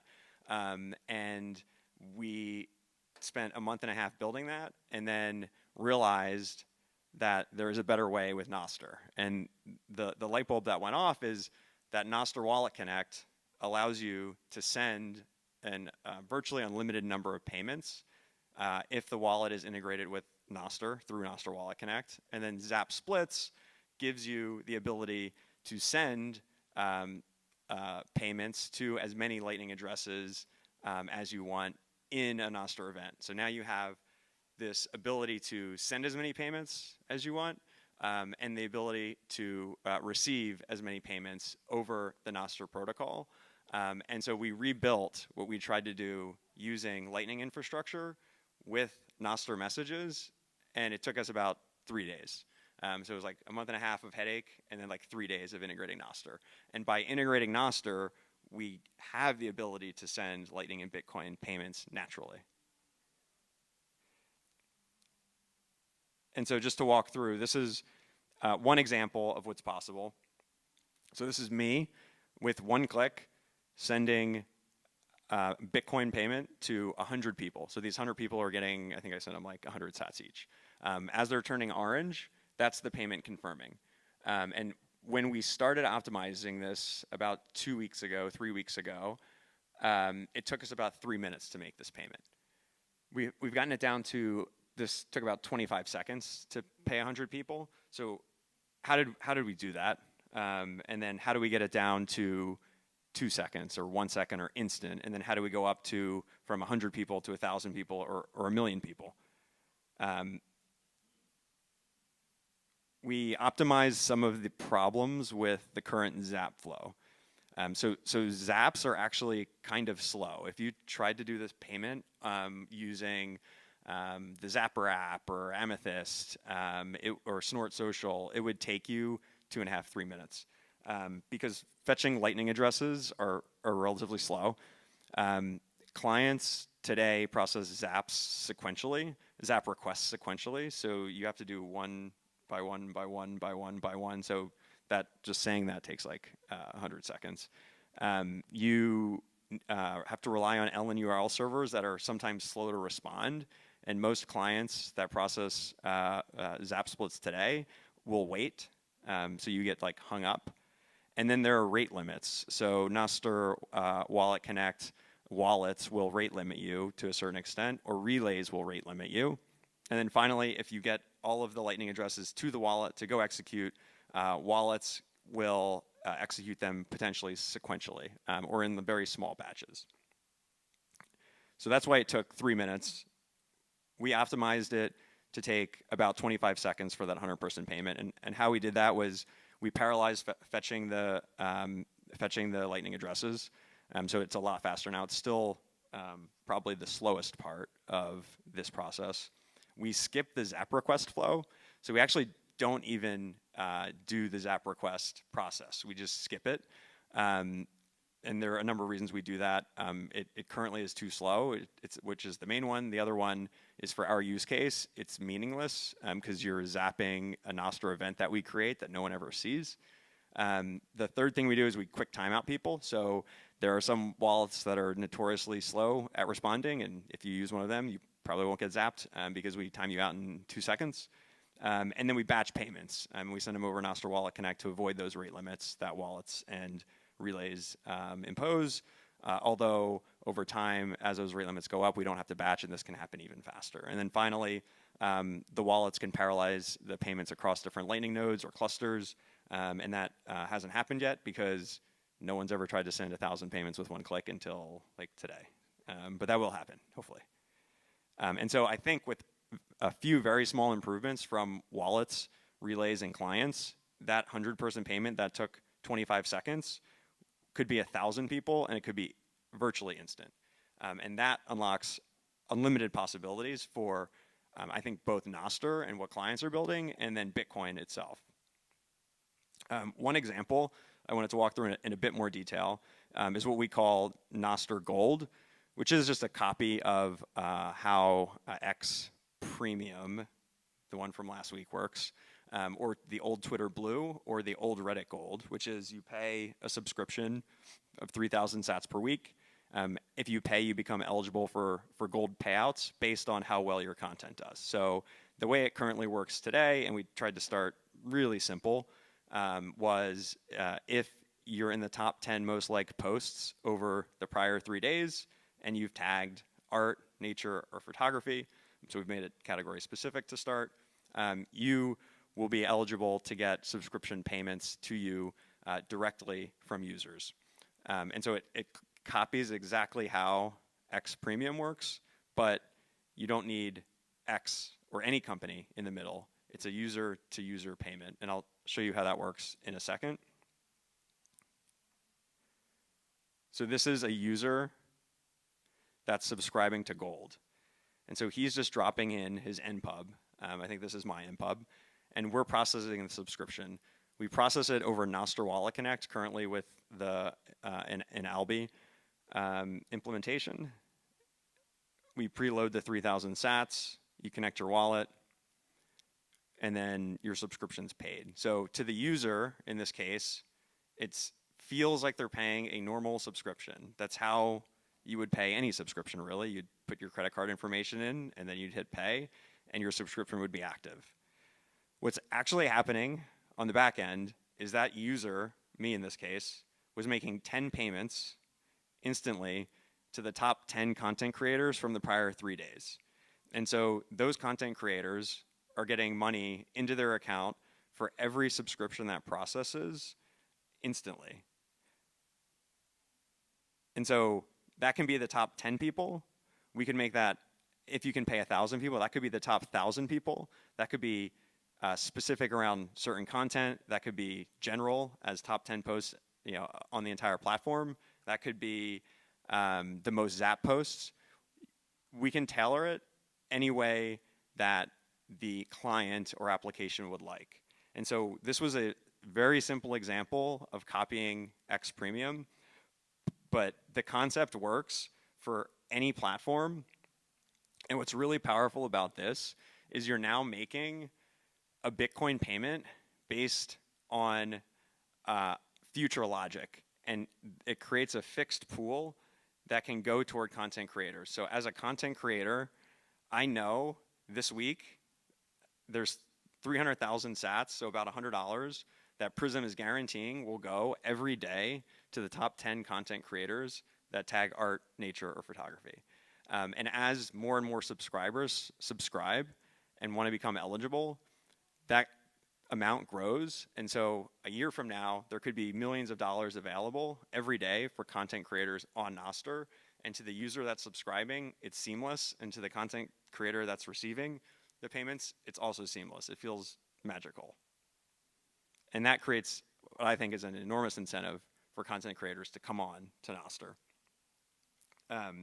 And then one last piece on this is we picked Twitter Blue, or X Premium, because that's what everybody uses on Nostr today. But the most powerful applications of this premium subscription product are actually not X Premium.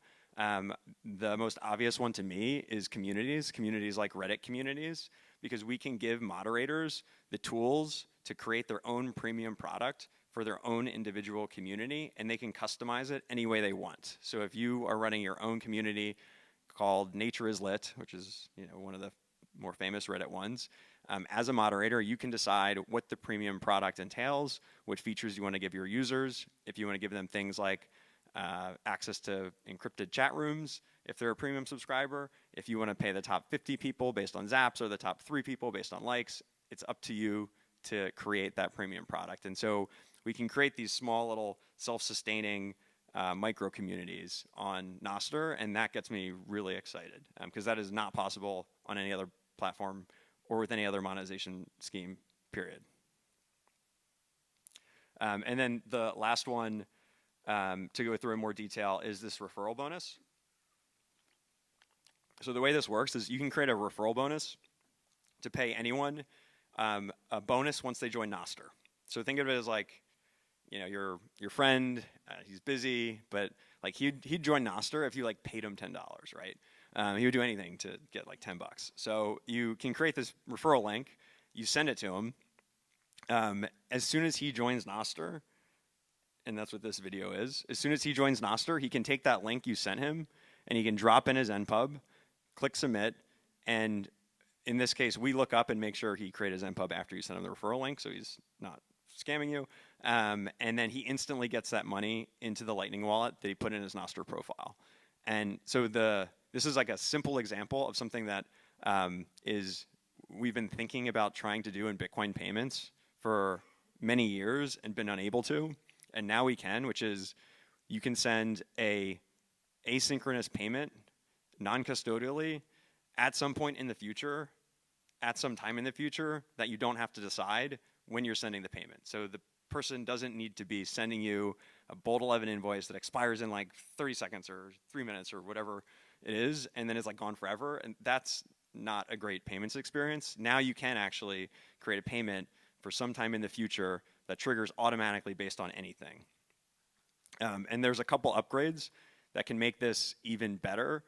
And then I get really excited about the combination of Prism, so that 100-person payment we made, and this referral payment, or what I like to call a future Bitcoin payment based on an automatic trigger. Because combining them, we can now send thousands of payments with one click to anyone that has a Lightning wallet for any future action that does not have to be Nostr related. And so it enables, and it's hard to like imagine all of the potential use cases this enables when you can do it, but this is completely impossible in any other payments, with any other payments technology, like period. And now we can do it with Nostr on the send end, Bitcoin on the send end, Bitcoin on the receive end.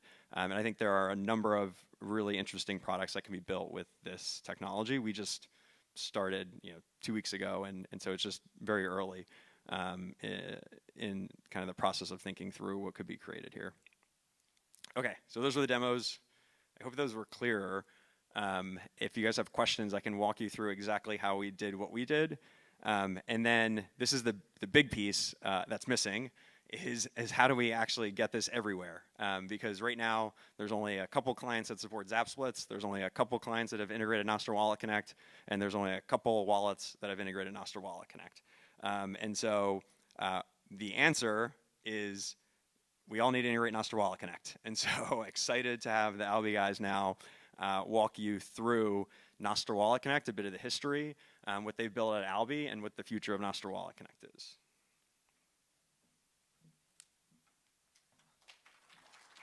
Awesome. This is super cool and shows what we now can do when we get to the application layer. So we got like the Bitcoin layer, we got the Lightning layer there, and now we are at the application layer where the creativity is there, where we can all put, integrate payments and orchestrate payments. Do we already actually have questions, just to make sure that we don't miss anybody? So if somebody has something, please raise your hand if you want to get into something. So, because otherwise, we look into a little bit how this works, because as you said, it's important that more clients are implementing these kind of things, that more wallets are implementing these kind of things, and especially that we learn from the applications that you are all building, what other features, what other concepts are needed.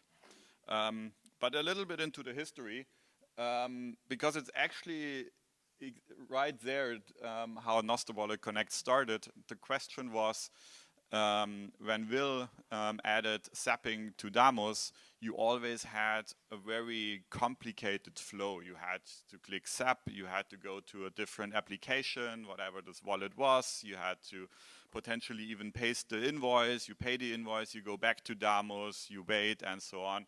So the goal was actually to have the seamless integrated and not have at the beginning thousands of payments with one click, but just have one payment with one click in less than a minute, basically. And this is how this concept came together, because the Nostr clients, Amethyst was actually the first one to implement it.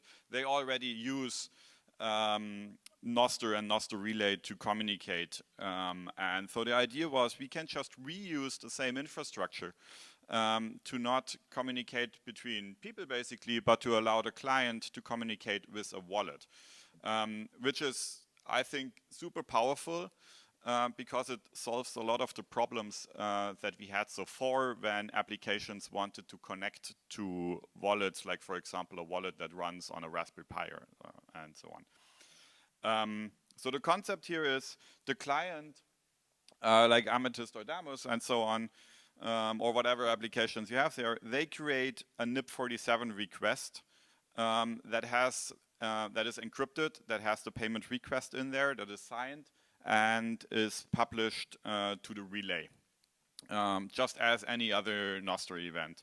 The wallet, on the other hand, then subscribes to the relay, to whatever events are meant to be sent to this wallet. And the wallet gets the event, decrypts it, does certain permission checks and so on, obviously knows that it's from whatever public key it is, can check the signatures, and executes the payment and sends a response back on the same way. Actually super simple, as Nostr itself is super simple, but super powerful because the client, the application, doesn't care where the wallet is running. They can always communicate with the wallet through the relay. And you might all have potentially used, for example, Zeus or one of the Lightning wallets that allow you to connect to your Lightning node that runs behind a router, for example, in your closet at home through Tor. Was always super slow. Was complicated to connect to that, and basically Nostr Wallet Connect also solves that because it's easy for a Raspberry Pi just to connect to the relay. And mobile is the same thing. So you couldn't connect to a mobile wallet, but theoretically a mobile wallet can connect to the relay and with that get the messages. Here, let's look quickly at the payload, just that you've seen that. Quite simple JSON that is sent in the Nostr event. You have a method, a pay request here, you send the invoice, and you get a result back with the pre-image in this case, for example. So to have a simple demo here, also just to show you, oops, can I open this here? Let's check this out, if I get this running on your computer. Just to also show you that this is does not only need to be in a Nostr client, it can also be in the browser. And so this is actually a simple Replit demo that uses a JavaScript wrapper around Nostr Wallet Connect that you initialize here with a Nostr Wallet Connect string. And it basically just down here, you get an invoice from the Lightning address and you initiate a payment. So this wrapper already takes care of creating the Nostr event, publishing it to the relay. And the nice thing here is also we can reuse all the tools that are built in Nostr. All the SDKs, everything that is around there can just be reused for payments in this case. Let's see if I can run that real quick. So the internet always worked well, so let's see if the demo gods are happy with me. So this is a simple JavaScript application where I can send 100 sats to a Lightning address. We have Snowden's address here in as default. The flow here is, as we saw in the videos before, I request permissions. Basically, I add to my, I tell the wallet my public key from which the events will be sent. I connect the wallet. Wallet is connected. Here we see this wallet connect string, which is basically the secret and the public key where things are sent to, and the payment is successfully executed. So here, really with a few lines of code, this is now possible. Let's see, we go back to the slideshows. Do you have questions? Any comments? So what needs to be done for the wallets? For the wallets, it's basically just a new interface for users to interact with the wallet. So it's a Nostr native communication. So just as an alternative to what wallets currently provide, they would have a new interface, the Nostr communication protocol, to allow users to interact with things. Typically, in many cases, this is like you now use WebSockets to talk to the relay instead of HTTP or instead of having like a traditional API that you have before. You have a different authentication system. You use Nostr keys to authenticate. But the great thing is you can reuse, as I said, all the existing Nostr tools. Also the nice thing is here that makes it easy. That's how also we kind of implemented it. It's a potential just an additional layer in front of the wallet that talks to existing APIs, that sits in front of LND, for example, or that talks to an existing wallet API, whatever it is. Here a link, you can check it out. This is the open source implementation of Nostr Wallet Connect as we have it on the wallet side. So what is needed for the clients? It's actually quite similar. It can be a Nostr client, but it doesn't have to be a Nostr client. It just needs to be something that can create and publish Nostr events. Again, it's the Nostr native communication published on an event through WebSockets. And again, here we can also reuse the existing tools to create the events. There is a JavaScript SDK here that we've just seen in my example code. So yeah, creating the events and all these kind of things are actually already done for you. So how does the future look like? You already mentioned a few of the extensions that might or that are needed. Nostr Wallet Connect comes from the goal of allowing payments. But because this has been shown as super powerful, the situation that we are in here now is that we are moving beyond only sending payments, but also doing other Lightning functionalities through Nostr Wallet Connect, like for example, creating invoices, checking the payment status, loading the balances, loading transactions. So these features will allow apps to completely orchestrate payment flows for pretty much any application that we can think of so far. There is currently an active pull request here on that link that talks about these extensions. I think one thing that needs to be added there is like the array that's still that you not only want to pay one invoice with one event, but that you potentially can send multiple invoices to speed up the whole process. Please join this discussion. I think this pull request is about to be merged. Some things are already implemented in, but I think this discussion is important to have there. Few more resources, you will find that. And before I get there, I would actually just take another second to see if there are questions or if there are comments. And I would also love to hear if you have some applications, if you have, like, what are your thoughts with, if that's something that you could potentially integrate? I've seen, for example, Wavelake, you have a WebLN, for example, implemented so far. Like, this could be an alternative or an additional things, especially for mobile PWAs. Are there any comments there?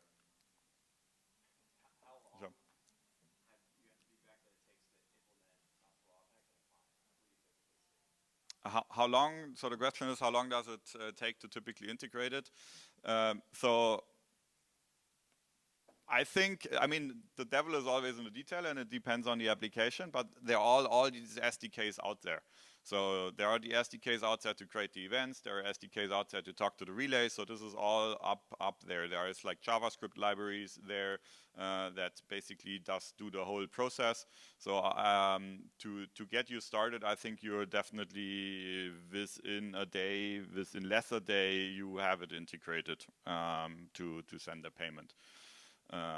Like, I think theoretically we can even do that like in minutes. It always depends on the infrastructure. So yeah, please. I'll jump in even though I'm not the technical one, but yeah. I saw Bob's talk yesterday on the Prisms thing, and it looks really cool. And I love this idea of Nostr Wallet Connect. It's what we ultimately want to have in the app, to be able to not have to leave and go to some other wallet. I guess my question with Michael and Josh, who are the technical people, when we talk about this sort of thing, is just how do we do this in a non-custodial way? How do we do this in an easy way that has the same function, but it's going to be able to we can onboard a user without having to tell them to go sign up somewhere else first. It's something that I want. If this is going to be in the app, I want the entire experience to be in the app from day one. Yeah. Yep. Very good point. I think this is definitely one of the open questions that still is there. There is active communication. Let me go back to this slide real quick. There is active communication around standardizing the process of how the client and the wallet basically do the handshake to exchange the required information. Right now, this is focused actually to, it still assumes that the user of the client already has a wallet, but would love to hear your thoughts there, and please add it also to the pull request there, how this ideally should look like. The tricky part there will be you might not be able to do that in all the wallets that would be supported. So for example, if you have a mobile wallet that you can connect to to the client, you couldn't do the onboarding flow potentially like this in your application.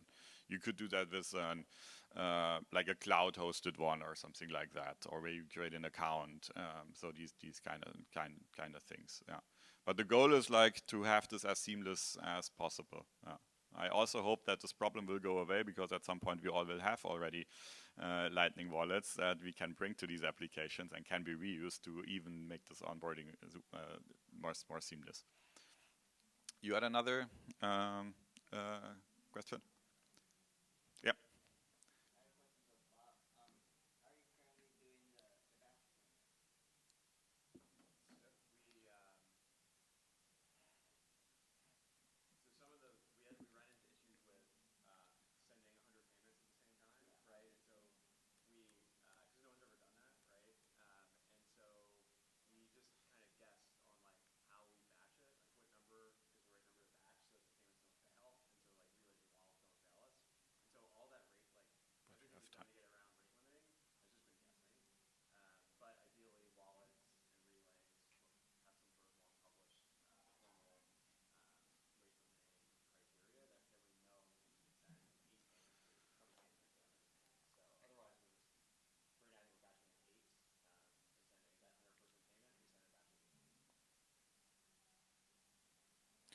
Cool.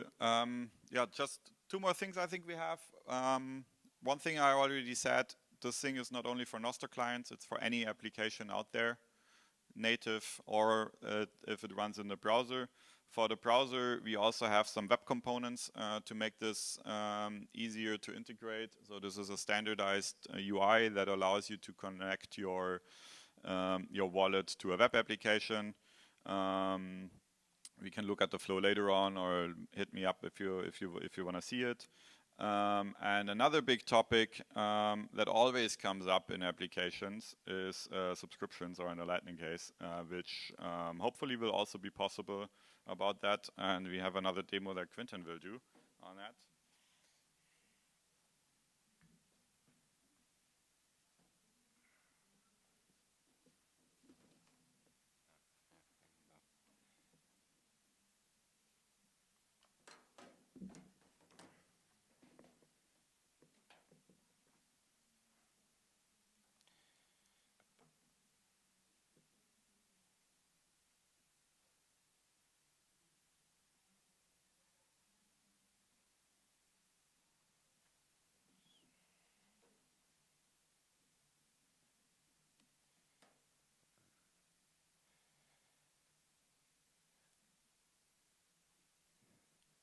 Is it coming or not? Okay, it's there. Right. So Zap subscriptions, well, something which has been talked about a lot. Well, let me first do a demo. So there is something called Zappel Pay. I don't know if there are any people here who have already used it, probably a few. But they now have a new feature called Auto Zaps. So, well, I'll demo it for a second. So let's say that so this is something which is already very close to some kind of subscription, but there is still some way to go.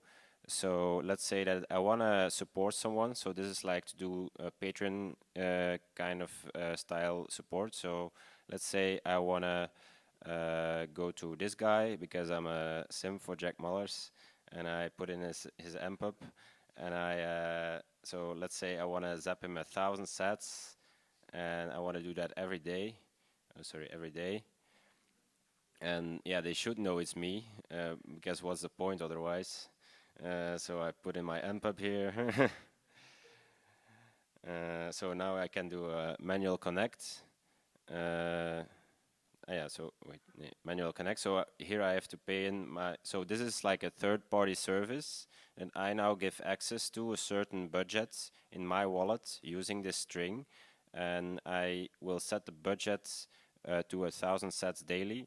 So this is something which we still have to work on, in that this is now all manual. I have to create, so I go to my Albi Nostr Wallet Connect, so nwc.galbi.com.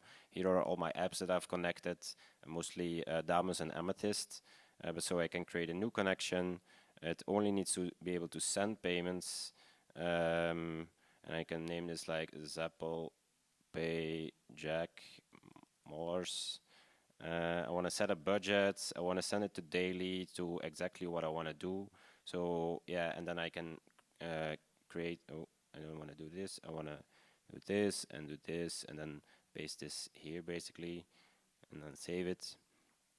So basically, now it should work basically. So now I've authorized this service to use this connection string to send 1,000 sats to Jack every day, and it should have sent. I think it should have sent me. Well, this is from the previous one, but if the payment goes through, it will send me a message. Basically, service will send me a message, and Jack will have received a zap from Zappel Pay basically. So that's something that we want to work on to get this kind of service integration more deeply integrated into Damus and Amethyst and other clients, so that you can have a real native experience without going to this web page and so on of being able to zap someone basically.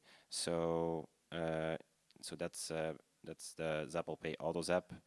And then there is something which is kind of exciting, I think, and which is also closely related to what I just shown. And then there was this idea of Pablo for new kind of Zap subscription events. So if you have like a new kind, so this is some ideas of Pablo and some ideas that I've projected or came up with myself basically. I don't know if they agree. It's all still very early, I'd say, but so if you have a new kind of event and well, you already publish an event with who you follow, but say that you now also publish events with who you wanna super follow or like subscribe to basically. And if you do that, and you can set an amount, you can set a period and so on, and then you sign an event, and then some service which might listen that you have published this kind of event, sends you maybe a link and say, hey, do you want to actually activate the subscription? And so you get sent to your NWC, Albi page, or whatever wallet that you use. And then you activate the subscription by sending over, automatically creating and sending over the NWC string with the budget over to the service that is going to do the periodic cron job of saying, hey, it's now, the month is over or the day is over, your payment is due, and then it will automatically zap this person basically, as we've just seen. And so you can also combine this with kind of plans that creators can create, like I don't know, if I create some plans that, okay, if you let's say I am a relay, that's actually also something which it could be very useful for.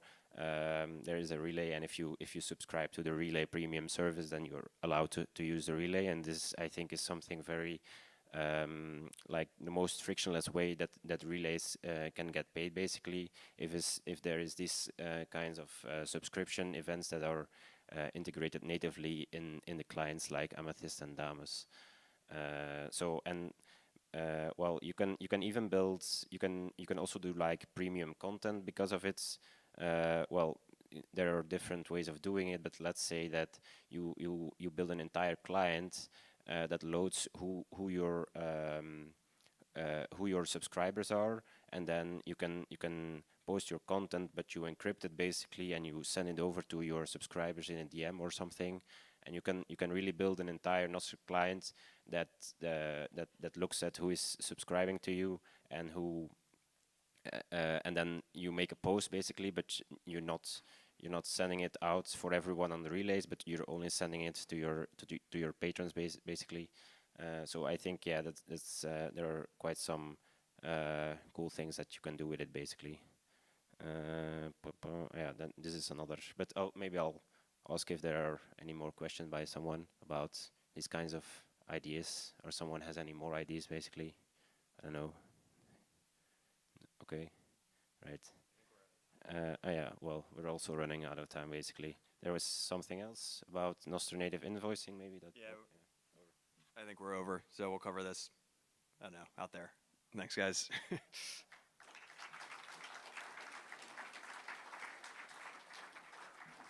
And then I'm supposed to invite the next speaker up.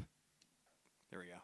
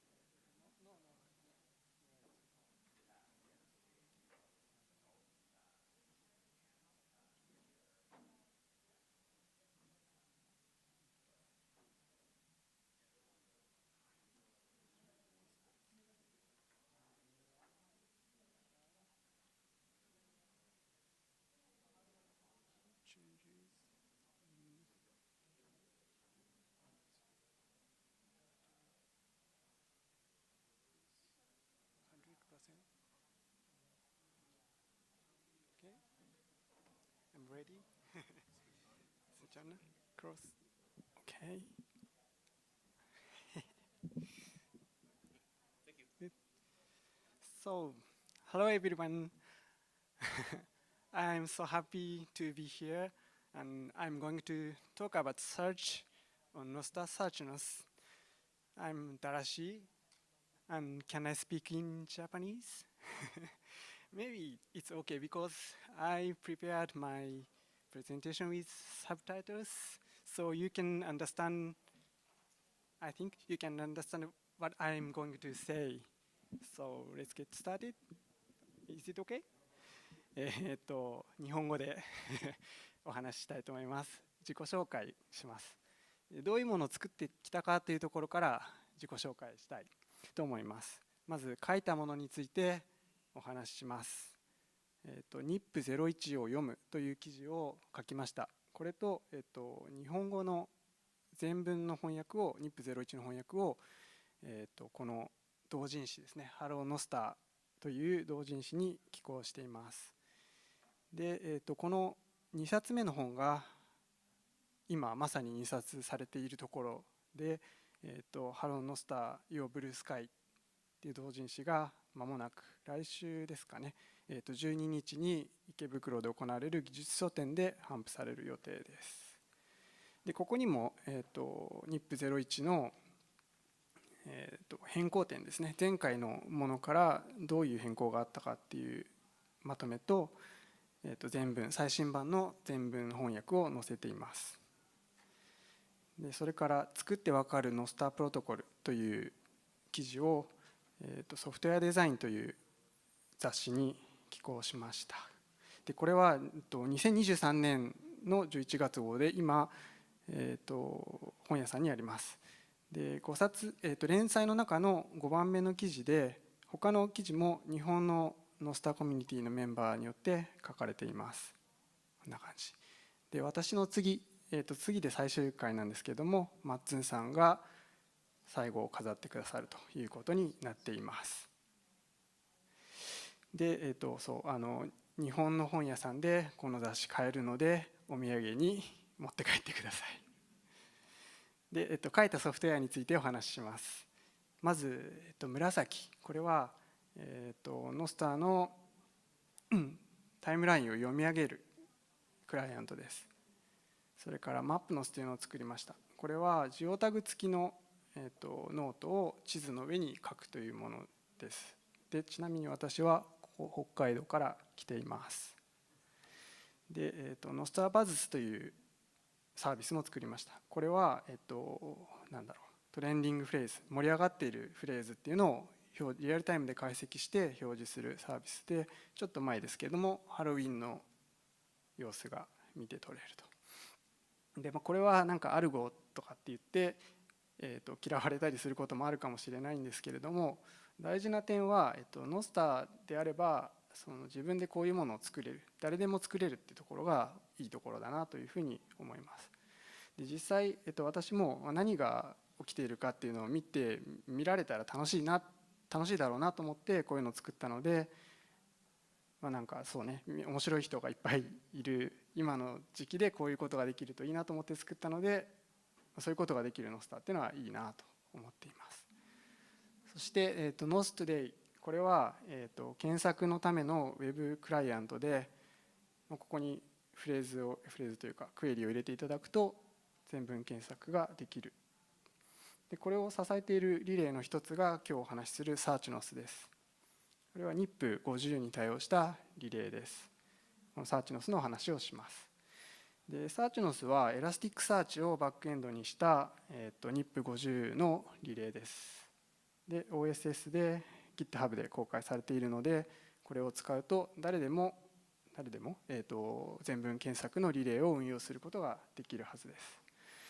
でなぜ作ったかというと、日本語でノスターの検索をしたい、特に先ほどお見せしたノストラバズスの、どういう言及がされているかを見たいということで、日本語で検索したいと思ったんですね。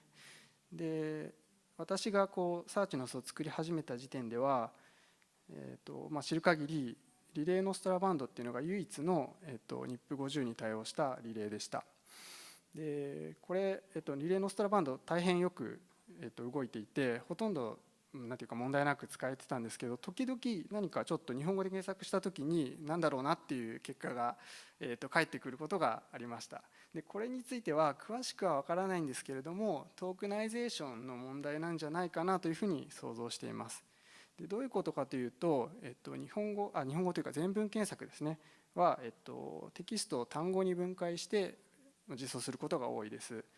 例えば、ビールを一杯ください。One beer please。One beer please こう単語に分けて、これらの単語をそれぞれ含んでいるかっていうふうに考えるやり方が一般的ですかね。で例えば please と beer を and 検索で検索しているような場合だと、これらが両方含まれているので、この文はマッチするというようなことが行われているというのが典型的なやり方で、ただ問題があって、日本語では、何ですかね、単語はスペース区切りでは区切られないんですね。ぜひ覚えてほしい言葉わかんないビールを一杯ください。ビールを一杯ください。One beer please。でこれWe don't have spaces between words。そう、形態素解析っていう、技術を使うと、例えばこの単語を分けることは確かにできるんですね。ビールっていう単語と一杯ください、一杯とくださいのように分けることはできるんですけれども、辞書に基づいた処理なので、そして、必ずしも正しい結果が得られるとは限らないという問題があります。特に新語、新しい単語には弱いことがあります。で別のアプローチとして N グラムインデックスを使う、特に文字ベースの N グラムインデックスを使うという方法があって、これだと、ビールを一杯くださいっていうのをこう2文字ずつ、ペアワイズに取っていくっていうことができます。で B とジョン、ルオみたいな感じで、これ何文字ずつ取ってもいいんですけど、ここでは2文字の例ですね。でこうすることができて、これを単語のように扱うことができるんですけれども、例えば、ルオと B、ルオスペース B みたいな、こう日本語としては意味をなさないようなクエリなんですけども、これを、与えると、こう2つの、ルオと B っていうトークンができて、でこれを英語の単語のように扱ってしまうと、フォロスポジティブが、ないはず、マッチしないはずの文にマッチするというようなことが起こるんですね。というのは、ルオと B っていうのは両方ともこのバイグラムの中に含まれているので、これがマッチしちゃうっていうことが起きると思います。で、N グラムインデックスを使うときは、特に文字ベースの場合には、どの場所にトークンが出てきたかっていうことを考慮しなきゃいけないんですね。で今日は細かいことはこれ以上話さないんですけど、そういう考えなきゃいけないことがあると。でこういう日本語に特有の問題に取り組むためには、自分のリレー実装っていうのを持ってた方がいいというか、持ってたらいいんじゃないかなというふうに思ったので、サーチノスを作りました。でどういうふうになっているかというと、結構簡単で、インデクサー、簡単というかシンプル、インデクサーで、複数のリレーからノートを受信します。でこれを、サーチノスのリレーに NIP01 で送ります。サーチノスリレーはエラスティックサーチに、そのイベントをストアします。で一方でクライアントがサーチノスリレーに接続してきた場合は、それをエラスティックサーチのクエリに変換して、で結果をまた、ノストラプロトコルに直すというような感じです。で、実装を簡単にするためにサーチノスは、EOSE の後リアルタイムサーチの部分で、継続的にポーリングする、エラスティックサーチをポーリングするということをしています。で、シーケンス図、これ見えるのかな、ちょっと小さいですけど、リクエストが来て、なんだろう、エラスティックサーチに問い合わせるというような形、これ後で公開するので見てください。で、サーチノスは今、search.nos.today というところで動いていると思います。はい、でここからは、内部のちょっと細かい話とこれからこういうことができたらいいなというふうに思っていることについてお話ししていきたいと思います。一つは、ポーリングをやめたい、エラスティックサーチをポーリングするっていうのをやめたいと思っています。でこれは単純にそのレイテンシーを減らすっていうことにつながりますし、エラスティックサーチの負荷を下げることができるっていうことでやりたいと思っています。ただこれをやるためには、フィルター評価器、NIP01 のフィルター、NIP01 というか NIP50 ですねのフィルターを評価するものを作らなきゃいけなくて、でエラスティックサーチで今実現しているものと重複する部分があるので悩ましいところだなというふうに思っています。でもう一つは、インデックスのライフタイムっていうのがあるんですけども、そのライフタイムをカインドごとに変えたい。どういうことかっていうと、サーチノスは、全てのイベントを日ごとのインデックスに分けて格納しています。でそのインデックスを30個保持しているので30日分のデータを今インデックスしています。でエラスティックサーチはこの複数のインデックスを同時に透過的に検索することができて、しかもインデックスを1つ消すっていうのはかなり高速に行うことができます。でこれを使ってサーチノスはイベントに対して生存時間っていうのを設けていて、こう次々に消していってるっていう感じなんですね。でこれなぜかというと、最初やりたかったことはリアルタイムサーチだったので、長く保持しておく必要はないというふうに考えていたからです。でただやってみて気がついたことがあって、いくつかのカインドのイベントについては長く持っていた方が良さそうかなというふうに今では思っています。例えばカインド0、プロファイルとか、NIP23 ロングフォームコンテンツのようなものは長く持っていた方がいいなと思うので、その生存時間をカインドごとにコントロールできるようになってた方がいいかもなというふうに今は考えています。で、次はサポート、すみません、ポリシープラグインをサポートしたいということで、今は、どういうイベントをインデックスするかっていうのはインデックサーが判定するような仕組みになっているんですけれども、なっているんですね。でインデックサーはサーチノスリレーに NIP01 で送っているんですけど、特別な裏側のエンドポイントに送っていて、で主にこれはスパムを避けるためです。でもしポリシープラグインみたいな仕組みができれば直接ユーザーから、イベントを受信できるようになるはずなので、そういうのを作れたらいいなというふうに考えています。そしてより洗練されたクエリにクエリに対応したいっていうふうに考えてはいるんですね。ただこれ結構難しくて、今は、サーチノスはスペースで区切られたANDクエリとして解釈しているんですけれども、OR とか NOT とか使いたいですよね。使いたいなと思うんですよね。でただこれをやるためには、クエリサーチのパーサーを書いて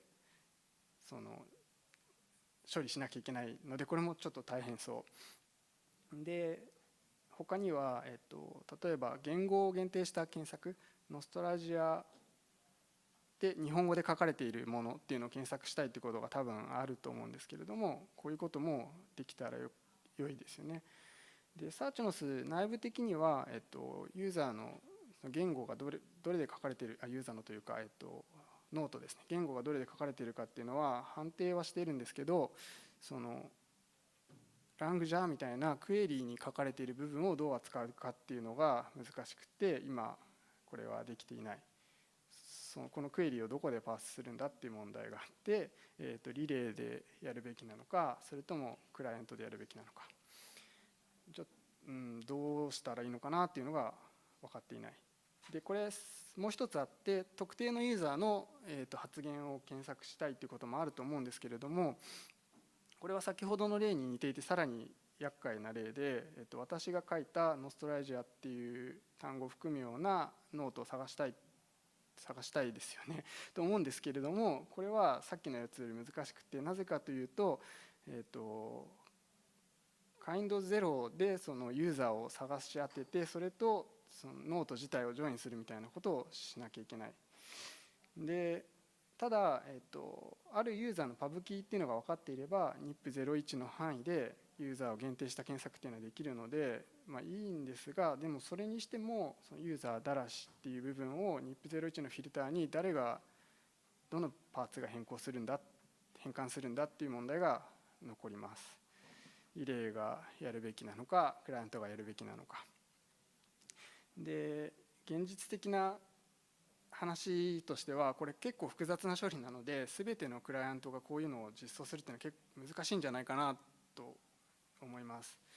でクライアントのライブラリを作るにしても、いろんなプログラミング言語がありますのでそれらをこう作るのもまあ面倒くさいですよね。で一方で、リレーの側に実装するこれもまあ面倒くさいんですけどリレーの側に実装するとその実装詳細の違いっていうのがなんかリレーによって返ってくる結果が違うっていうようなことになってこれはこれでそのややこしい問題を持っているような気がします。じゃあどうすればいいのかっていうことですよね。で、合わせたアプローチみたいなのは可能かもしれなくて例えば、中間表現みたいなものにクライアント側で変換してそれをサーバーに送るとかができるといいんでしょうかね。とにかく、とにかくというか、こういうのを考えているんですけど、ノスターのいいところの一つとしてそれぞれの部分がそんなに頑張らなくても最低限動くものを作れるっていうのが面白いところだと思うんですね。ただ、複雑な仕様を用意するとそれで簡単にその良さを壊してしまうっていうのがあるので、そことのトレードオフが結構難しい。で何か、いい方法があったらお話ししましょう。お話は以上でまとめますと、サーチノスっていう、検索実装を作ってそれが今動いています。でやることはいろいろあると思います。でリレー実装するのは最初難しそうだなと思ったんですけども誰でもできるし面白いので、皆さんぜひ挑戦してみてください。以上です。That's all. Thank you.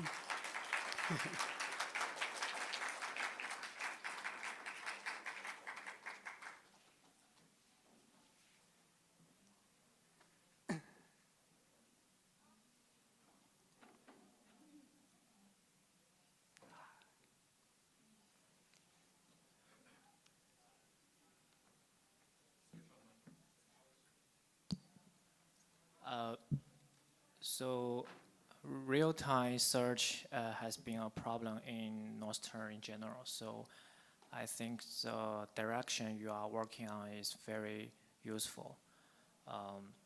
So if you can go back to the architecture, okay. Like the Elasticsearch one. Yes. Yeah. So at least my understanding is that traditionally Elasticsearch does not support like reactive real-time like WebSocket. So how can you how do you convert the Elasticsearch result to like a WebSocket real-time string? That could be very challenging. Yeah, it's not real-time. Search simulates real-time search by polling, iterative polling, Elasticsearch. So it's not exactly in real time, but it looks like real time.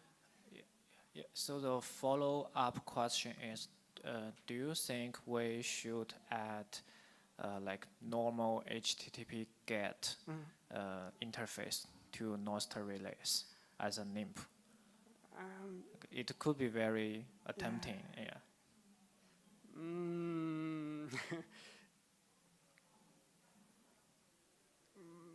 But I think it's good. It should be keep simple.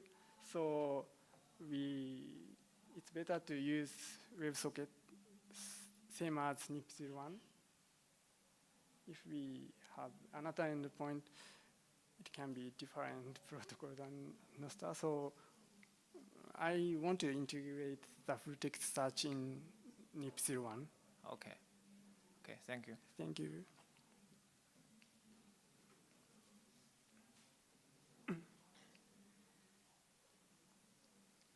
んにちは。こんにちはヤイルですと申します。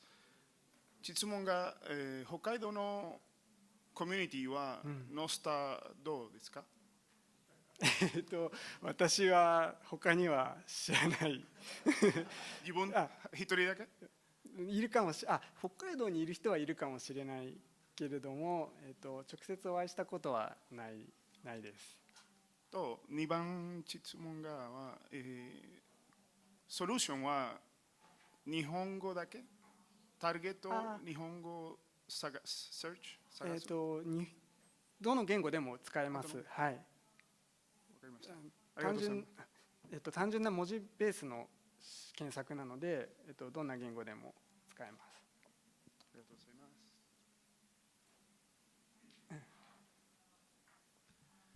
First of all, well done. I think working with Elasticsearch can be quite challenging.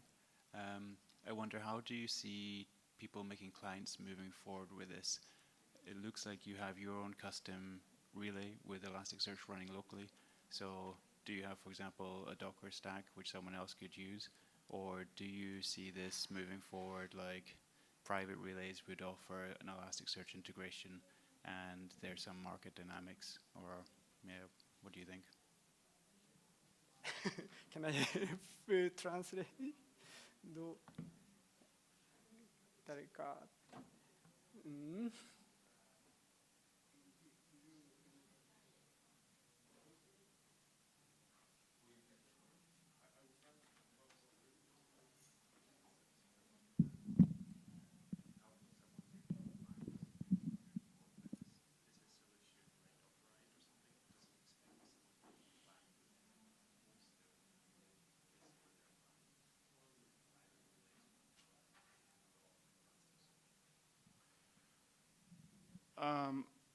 最初の質問が多分、このソリューションはどっか使います？どっか？はい、そうです。So he used Docker? 必ずしも必要ではないです。なくても大丈夫。You don't have to use Docker as well? リレーはあなたのリレーか、クラウド違う？他のリレーからデータを受信します。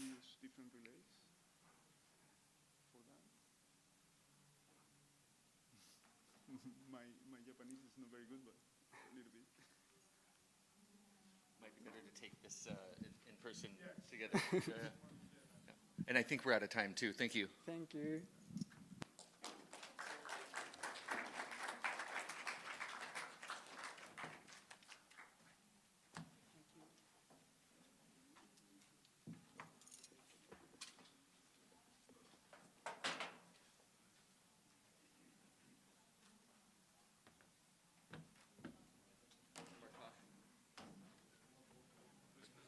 I think we have our Tola. Okay, you, and he's got 25 minutes, and then you. Oh, okay.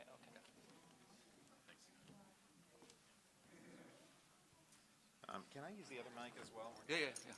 So just a quick update, everyone. We have lots of content. We're going to roll right through lunch, so feel free to grab food, come in here and eat. There will be content going the entire time on both stages. Agreed. Yes, please feel free to get food. Yeah, or I have mine. We do not want you hungry or hangry while we present. Even you, Rabble.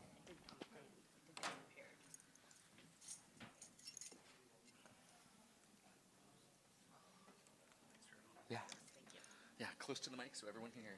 You bet. Is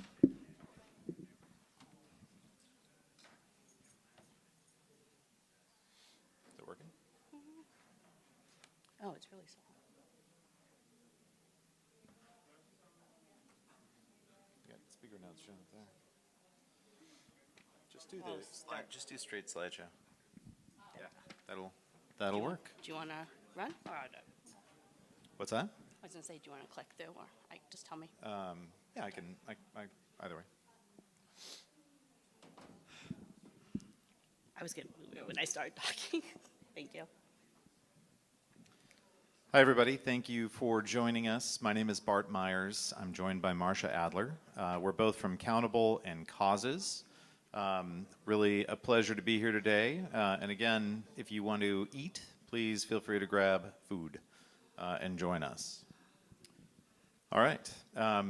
So our focus today is going to be talking a little bit about a new product that we're going to be releasing, which is a relay as a service. And we're also going to be giving a sneak peek of a product called Dumpling today as well. Can folks in the back please be quiet? That would be awesome. Thank you.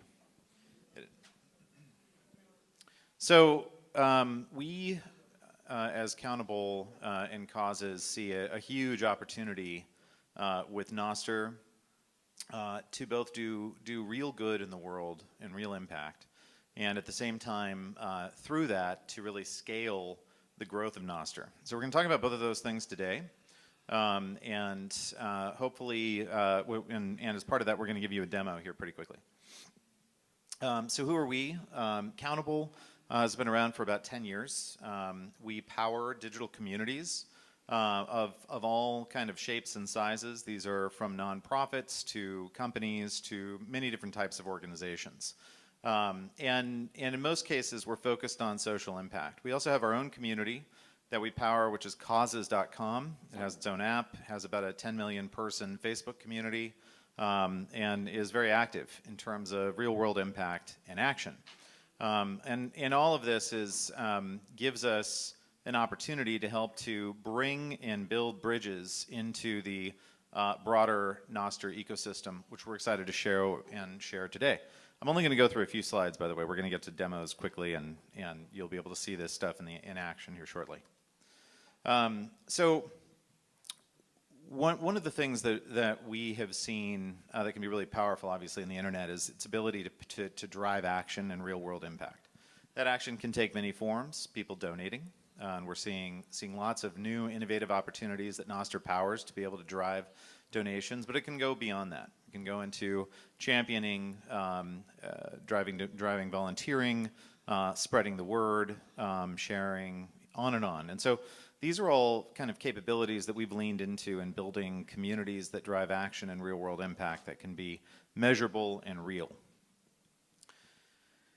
Now, there's a problem today, which has been touched on, but I don't think we've really seen the problem really defined here and as acutely as I think it can be and needs to be defined, which is one of the impacts of what we've seen happening with Facebook and Twitter and Instagram and kind of this greater control that they have taken over voices and reach and so forth through the algorithm is that it's become harder for nonprofit organizations to fundraise. Now, one of the reasons for that is that they've become very reliant on social media as an easy way to get donations and to drive donations and to get their word out. But three things have happened which have really negatively impacted their ability to do that. The first is that the core, the ad restrictions that Facebook has implemented and Twitter's and all these platforms have implemented that restrict speech on those platforms have very directly impacted the kinds of ads that most impact organizations can run. If you see an ad, or if you're the American Red Cross and you run an ad on trying to fundraise around what's happening in Israel right now, it's very likely to get denied, which is a significant problem for these organizations. Secondly, as the algorithms shift, we've seen a move away from organic reach to paid reach. So these organizations can't buy the ads, and now they're seeing a decline in their algorithmic reach. And then finally, the data for your audience is owned by these platforms. So you can hit the next slide. Nostr helps solve all three of these, and I'll walk through them specifically. So from a social ad standpoint, one of the really exciting things that Nostr provides is the ability for organizations to drive direct fundraising. So we see this with Zaps, we see this with other new innovative methods. We're going to see this today with our friends from Dumpling and the ability to buy content, subscribe to content, donate to content, and the organization themselves are in control. So really the power of a relay, and for an organization to be able to own their own relay, and to be able to run their own relay, and then own their own content is transformational for how they can start to take back control. Secondly, from an algorithmic standpoint, if you own your algorithm, if you own your relay, you're no longer dependent on what Facebook and Twitter decides should be popular today. You decide. So this is powerful for organizations that are putting out really compelling content, right? And that content is their lifeblood to drive attention and interest and engagement. And finally, the audience data piece. So this has been one of the biggest arguments. Every time new platforms have come along and you go to the Sierra Club or you engage with one of these organizations, they say, why would I want to put my data on yet another platform where I don't own that data, I don't own that audience, I can't take that audience from one place to another as I evolve, as they can with email, but as they cannot with their Facebook audience, with their Twitter audience, etc. With your own relay, you can. With your own relay, you have the NPubs for your entire audience base. And so you can move that audience, and you can move that with your relay or to another relay. So the benefits of this compound, and this is where the growth of Nostr becomes really exciting.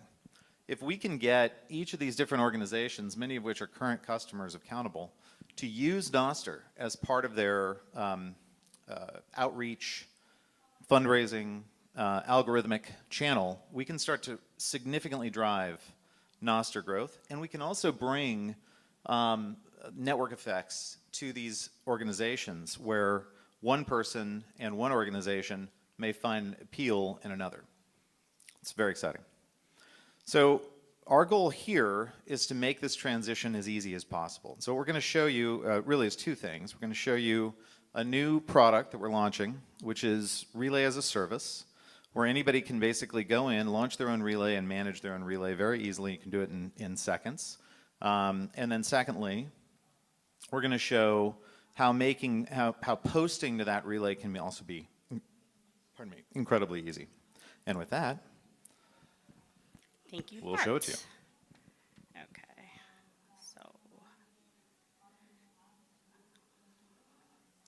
so I'm going to start with Relay as a Service. I'm going to sign out. So here's our homepage right now. It's loading. There we go. Can everybody see okay? Yeah. So right now we have an email sign up. It hasn't officially launched, but we will be launching, I guess, probably in the next month or so. But you'll be able to create accounts. All you'll need is your name, a name, your NPub or hex, and so your public key and an email address. And then you'll be able to create an account. I already have an account.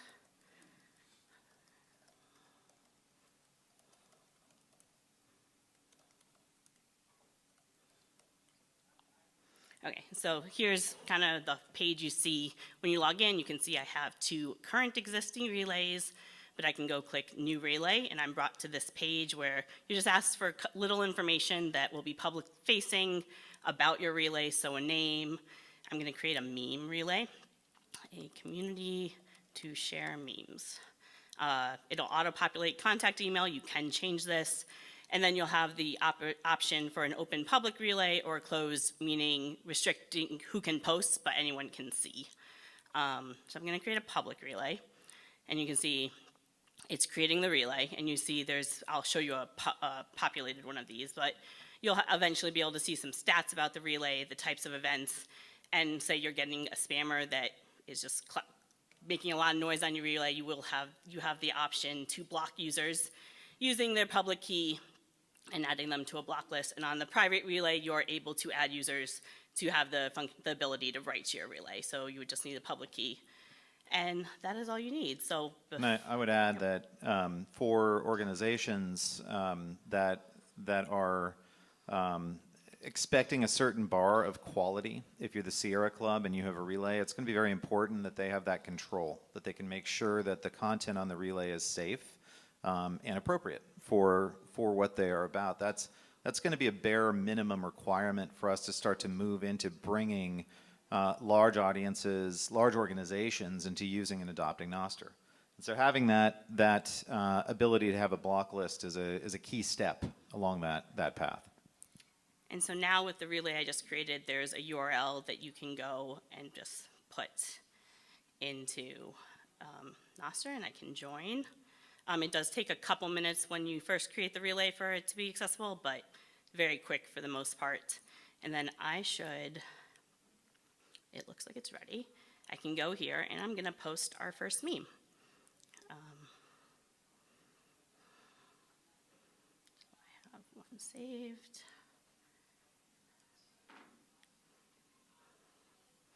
So we'll post the cat meme. And then all of this.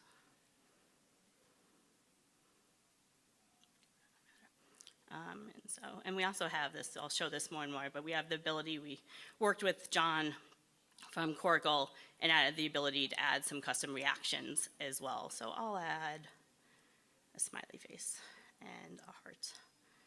And then I'm gonna post. You can see it's posting. I should be able to refresh this page, and there's our meme. So pretty cool. The next part of this is, so with... Hang on one second. So just what I want to emphasize here that I think is pretty interesting is, like, yesterday or the day before, there was a basic how to set up your relay, which involved going to GitHub, downloading a repo, setting it up an AWS bucket. Like it was not basic, right? This was done in like 2 minutes. And that I think is really sort of the key that we need to start to move into, making it easier for mere mortals to use Nostr and be able to take advantage of Nostr. This is going to be a huge step in that direction. And I think there's options to add more features, like moderation for nonprofits, or there's other options, other features we can add to the admin dashboard so people have more control over their relay. So the next step I'll show is our connection on our platform, Countable, to we have the ability to connect to Nostr relays and auto cross posts. If you post to our platform, it'll auto post to Nostr. So I'm gonna go to our feed where I already have some posts. We have a connections tab, and you can see I've already got a relay. So I added our relay. So our causes relay is relay.causes.com. It's where we're posting our content that's also found on other platforms. You also have the option to add additional relays. We don't have a limit, so you can add as many relays to cross-post to as possible. And then all we need is your public and private hex code keys here. And that's all you need to set up. So if I go to posts, and we have 2 options for posting. So I'm gonna first go, I have drafted, because it takes some time, a full editor post. So this is where you can put more information rather than just a quick post, which I'll show shortly. So I've added a title, some content, and a pic image. And you'll see how it cross-posts, but it'll show a brief, like the first 200 characters of your post, and then the open graph sharing information. So I'm gonna publish this. So the role you're in right now, the role that Marcia is emulating is you're like the social media or content manager for a large nonprofit. And you have a website where you're posting your content. And she's just posted this content to their website feed with an action that you can take. And simultaneously, that content will post to Nostr. So you can see. And our other fun thing is we have our reactions that are in our platform also translate to our Coracle build, so people can go in and react using different emojis that we've sent over. And you can even do a lightning zap right there as well. Yes. And we do forward all zaps on posts for donate to the organizations that are in the post. Ultimately, with the causes, network and brand and experience, our intention is to actually have the nonprofits be the posters, and where we can be an aggregator of their actions, of their impact directly. Yeah. And so we just to show a few other posts that we've posted is we have this dumpling, which you'll see momentarily a little bit more, and we also posted on for Nostrasia and the charity that we are supporting, encouraging people to give to them and with the QR code.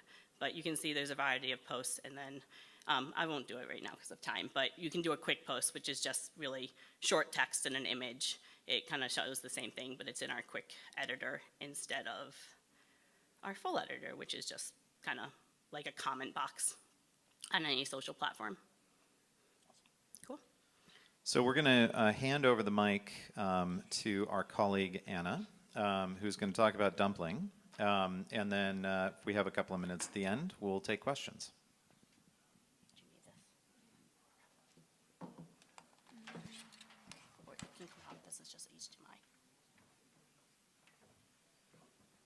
Hello, everybody.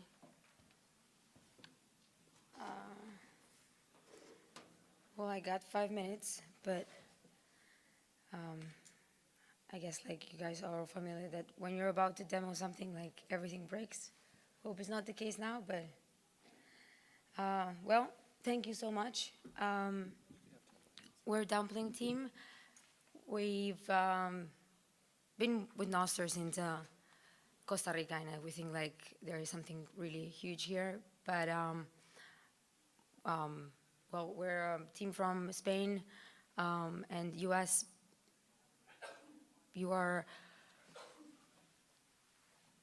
We built All-in at the beginning, which our purpose was to turn everybody into an owner at the time of purchase.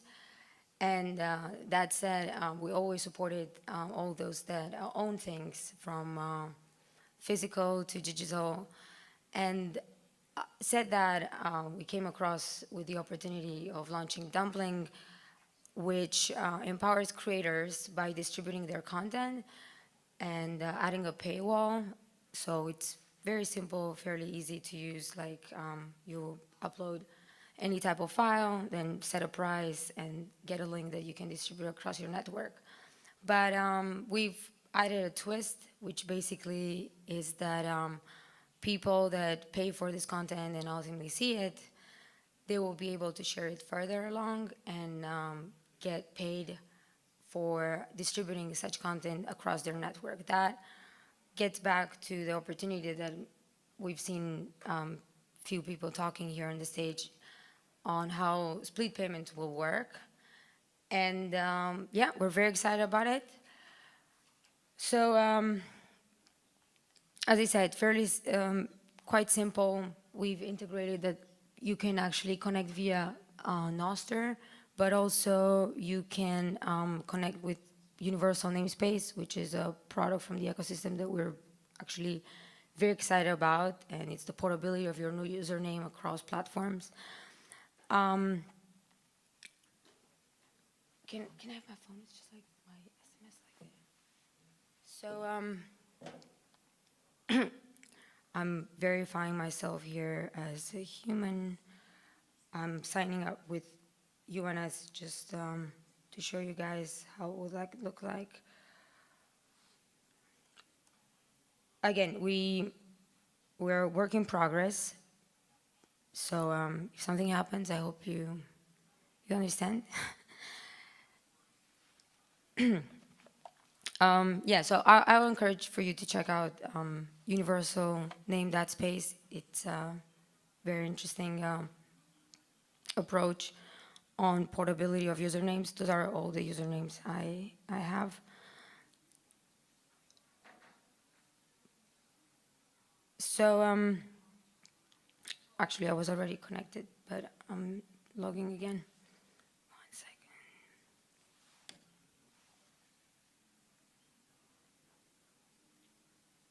Okay, let's do this again.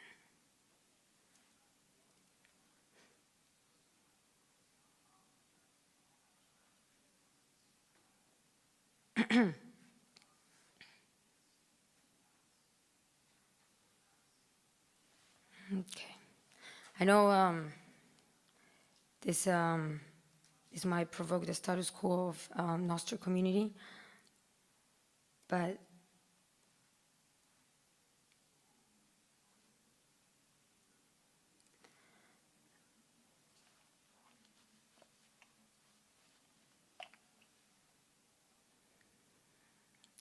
it back again. So this is like the platform as I mentioned.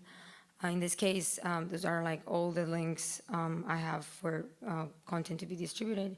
Here I am able to set up my way of earnings. So we implemented a stablecoin USBC for people who wants to earn money via this network. But as I said, with the friendliness of what Nostr community has to offer, we also integrated Lightning. And fairly simple, you just try to add a text. Let's say like you're a ghostwriter and you want to like get paid for what you're creating. So the important part that I was trying to explain is that it's what we're working with our colleagues here from Countable is in this case, if I'm trying to upload a documentary that I've worked on, I can fairly like add a price, but I can also set up logic of distribution of payment. So ultimately, a cause can have its cut based on all viewers around. So we have a predetermined like fees. As I said, like this is like the most exciting part like we have with you guys. And a lot of creators around is like they're fine for that when I'm consuming like, let's say this is like a climate change documentary is trying to explain something, then directly my part of like that earnings will go to a cause. And yeah, as I said, because I connected Lightning, I can set a price on sats or in USBC. And yeah, I will say this is like 5,000 or on.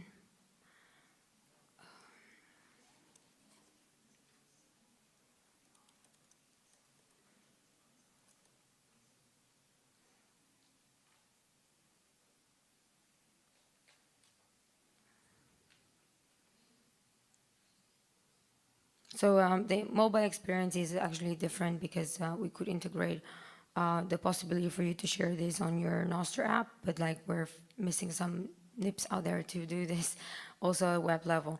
Like I copy a link, I will like change right now browser so it doesn't recognize me as a creator. And yeah, like you can just take this link and share it across your social media and have people pay for the content. In this case, like people can pay me 5,000 sats or on USBC. If I'm asking for the sats part, this is the error that I do not want it to happen, but it happened. It will like, if I pay in sats, it will literally display me like QR code that I need to scan. And same for USBCs. Our point is that we believe this should serve any creator out there, despite the fact if they find, like, and provide them as many tools as possible and ways of them to earn. And if Lightning throughout the Nostr community it's one, then we're very proud to actually support that. We started like not long ago, so there's a lot to do, but we're open for feedback and understanding more what are those needs in the community so we can support split payments, as I said, so by supporting causes, supporting creators, but not only, also the distributors on the chain. This is the fair game we're testing. So right now, if I'm paying for this, I like what I saw, I get a link also to share further, and that makes me also an earner. So anybody who will like view that from my link will get their cut. Happy to demo after this video. I don't want to take much time. So if there's any questions for me or the Countable team, please go ahead.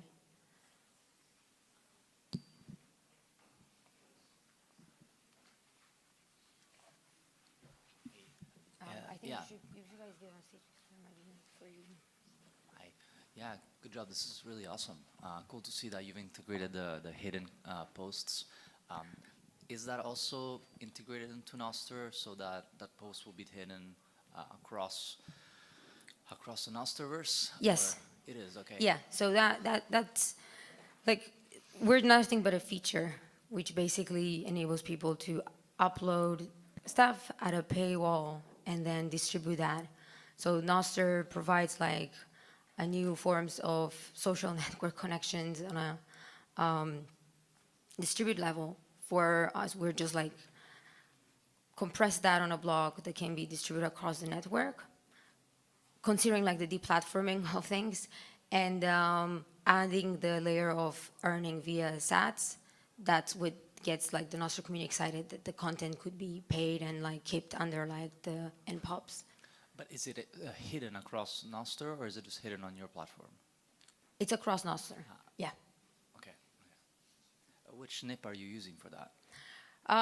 Well, we are actually, yeah, that's a good point because with Fiat Jeff, we were like discussing how the storage of under IPFS to have like stable, I would say like interoperable link that will stay as the same. But we've experimented with like NIP 74. I think Alesh, you can like expand more on that. Yeah. No, from there, but like you can get the mic. That was a good question, actually.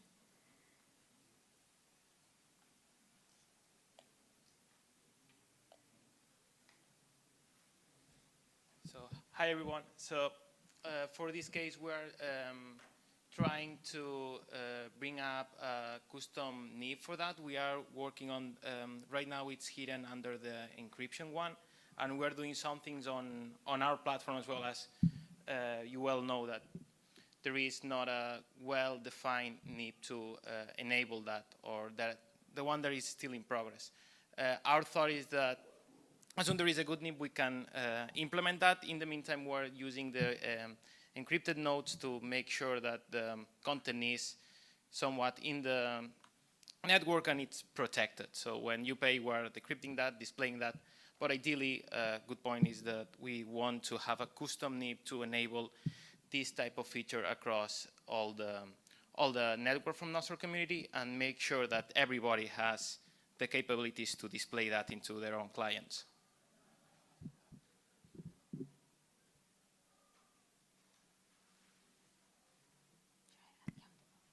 Thanks, everybody. I think we're at time. So if you have any further questions, we'll be outside.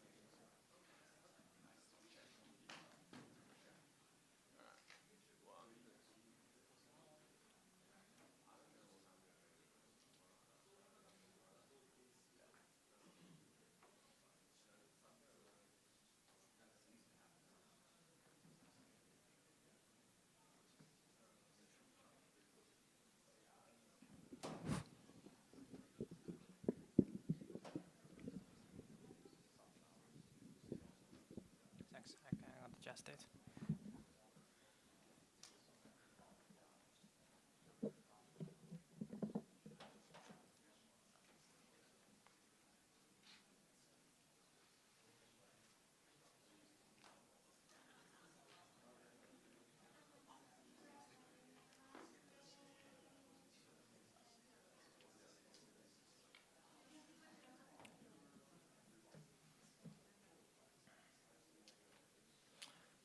Okay, let's wait for 1 or 2 more minutes.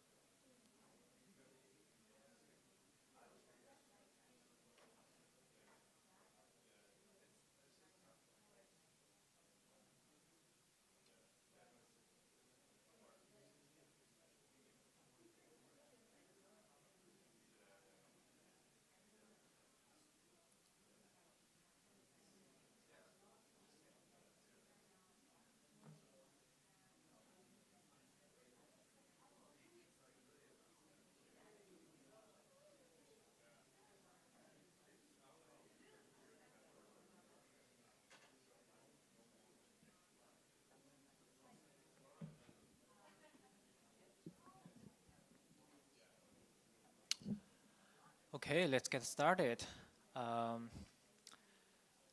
So, it's not beginning yet. This will not be a talk. It's a programming tutorial workshop. A little bit about myself. My name is Albert. I am the author of a DM client called Blowwater.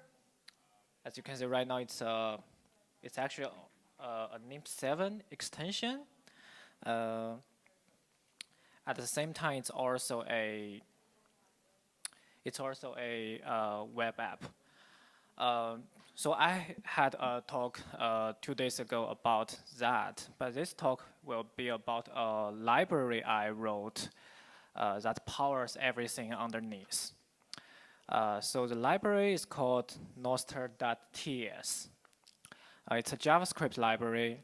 So in this talk, we will go through some of the internal workings of this library and do some live coding, and maybe we can just make a client, a little client, a little command line interface for Nostr. So the website is here on GitHub. It's just I can make this bigger if you want to follow along. Just before I start, how many of you have some knowledge of JavaScript?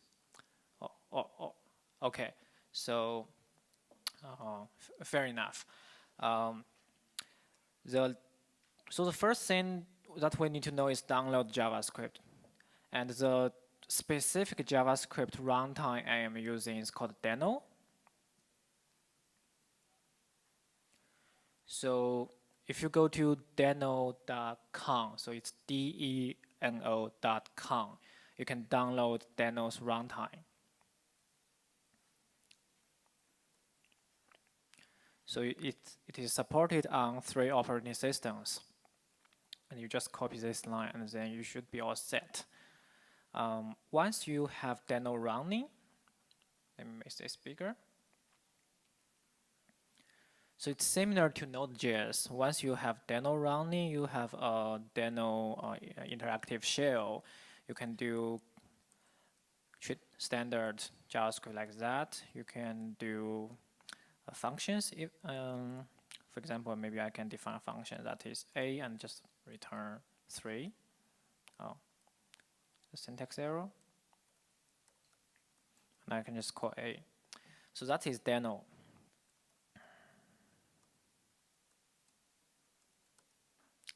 I believe it's close. So in order to use this library, let me go to the code again.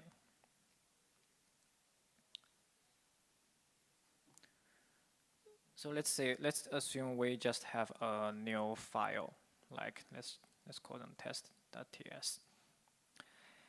In order to import this library, what we can do is basically we just import the URL. For example, if we want to import this Nostr.ts module, let's wait for the internet a bit.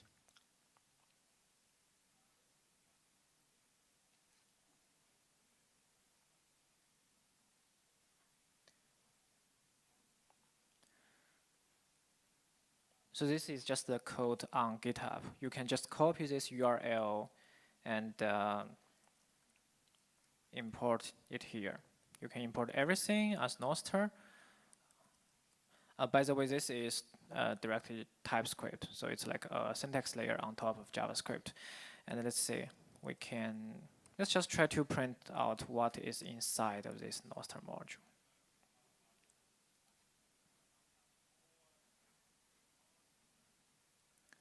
What you can do is deno run and the file name.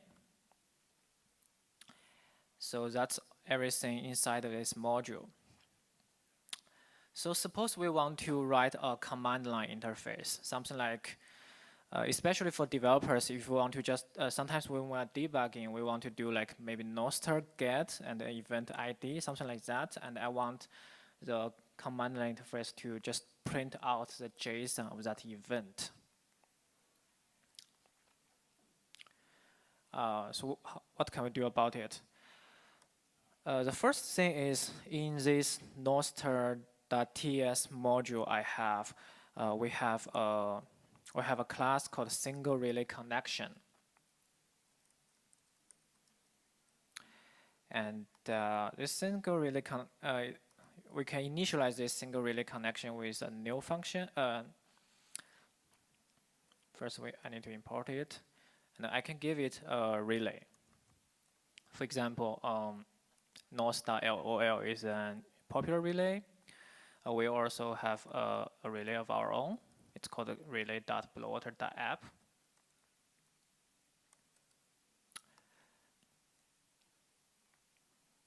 Of course, we need to handle the error because during initialization, it might not always pass, so it could fail. In this case, we can just do that. Maybe print out the message. But if it's not an error, what we can do is, you can see there are many helper functions of relay. Maybe I need to make this a little bit. Since like send, we can send an event. We can also query like new subscriptions. So I can just call this test, and that is a standard NIMP1 relay query. We can put the ID in it. So we need the event ID. In this case, I will just go to Oracle to get some random event ID.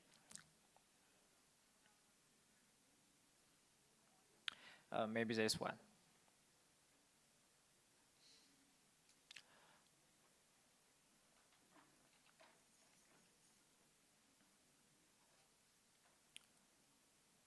Okay, so basically this function will return the result of this query, but one of the problem of Nostr is you always get a string, so it's multiple result. But in this case, we'll only get one ID, so there will never be multiple result. It will always be either nothing or an array of one result. So it's a little bit inconvenient, but that's the interface we have right now. Of course, we also need to handle errors. In this case, we can do the same thing.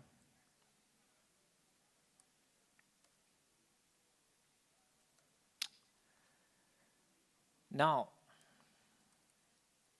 if we look at the type of this object, this result object, it's an object. It has a filter, which is the input you just gave to this subscription, and then it has a channel. So a channel is basically like an array, so you can do for loop over it, but it's asynchronous. So here I can do for await const message of result dot channel, and I can just for the sake of debug, let's just print out what's inside. Because I am connecting to this relay, and this user may not be connected to this relay. Where? Oh, this is your node. Oh, this is your node. Okay, right. You see, so here, by the way, that's Sherry. Sherry is connected to 3 relays.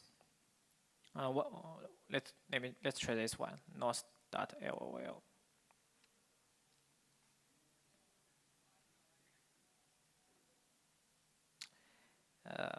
And let me change the input here. Sorry? No, actually that is fine.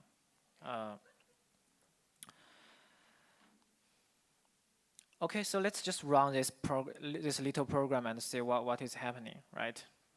We can do deno run test.ts. And one of the features of deno is that it put a lot of emphasis on network security. So if your program has to access the internet, it does not just do it. It asks the user for the system level permission. In this case, we can say yes. So it's connecting.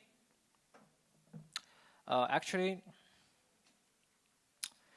right now I'm on a development branch, so it's not the code here is not working. What I need to do is switch to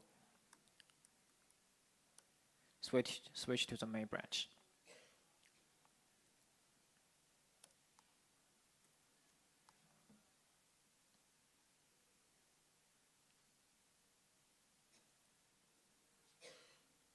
Right. So what should happen is like, first we will connect to this relay, and after that, it will print out all the results. But for some reason, it is not doing it. It could be that the networking is not good right now, because this relay is in, if I'm not mistaken, it's in Germany. Let's switch a relay and see.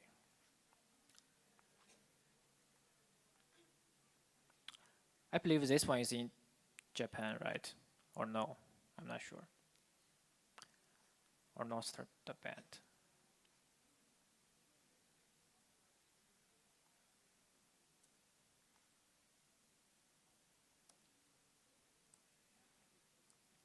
Another thing you can do with Deno is you can, when you are running the command, you can supply the permission on allow net. There are many other permissions, but for this one, we only need to allow the network.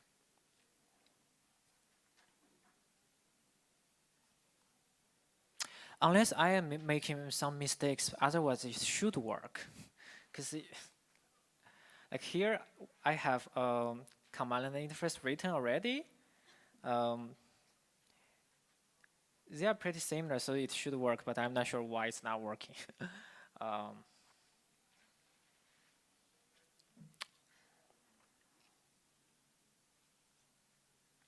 That is very strange. It could be like, I actually have this command line written down already, and you can actually download and try it. It's just called Nostr. You can do keygen, so that will generate a pub key and a private key. It's not that useful for normal users, but if you are developers and you just want to have some quick way to generate new keys for testing, that is very convenient. Every time it generates different keys. It also has this get function. Let's just get one comment. Let's just get one event. Let's try another random event. This is only on Nostr.band. Maybe I should get one of my own event.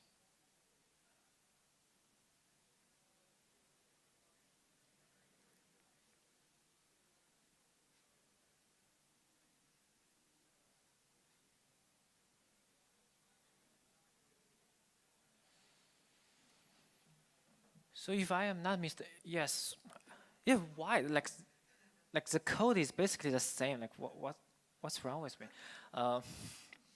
So that's the problem of live coding. Like nothing will ever work, and that's kind of embarrassing. Okay, so if you believe me, this if you believe me, this library actually works, right? And let me go back to the repository.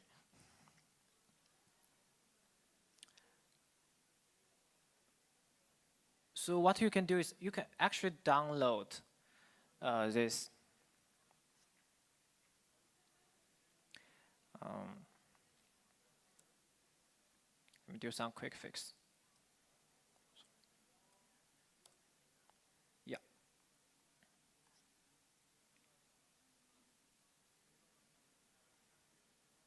Fix import. so you can actually go to the GitHub page and download this command line, and if you, provided if you have Deno installed already, so you can do Deno installed, and you just install this script, and that will create a system level command line for you, and you, just like the command line interface, I have it here. So because I only wrote this for the sake of this demo, so we only have 2 command line interfaces right now here, but the plan is in the future I will add more command, but it will be developer oriented. So I will stop here. Any questions? Feel free to ask. Like any questions in general about programming or about this library, Nostr, whatever. Yeah.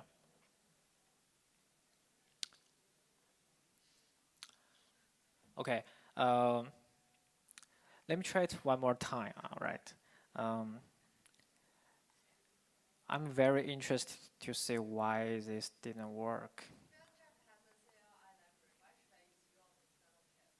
Right, FiatJet has a CLI library. Actually, that's a very valid point.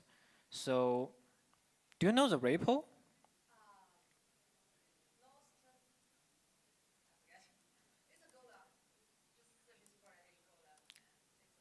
FiatJet, Nostr, GitHub.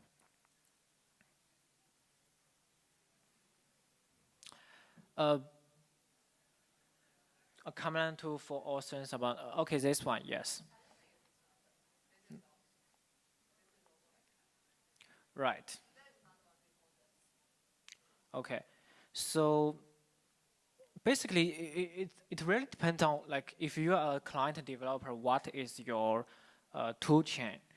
For example, like this library, Nostr.ts, it could be run as a command line library, so it can run in the server, but it's also running in the browser. So if you are a full stack web developer and you want to have the same toolchain for all your offline, I mean like browser stuff and command line stuff, this library could be useful as like a tool in different situations.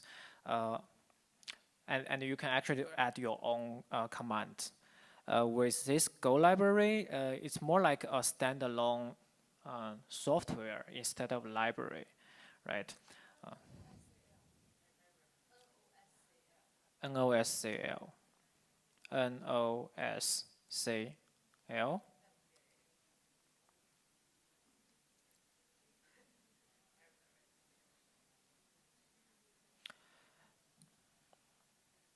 Right, it's the same thing because if you are familiar with like Nostr tools,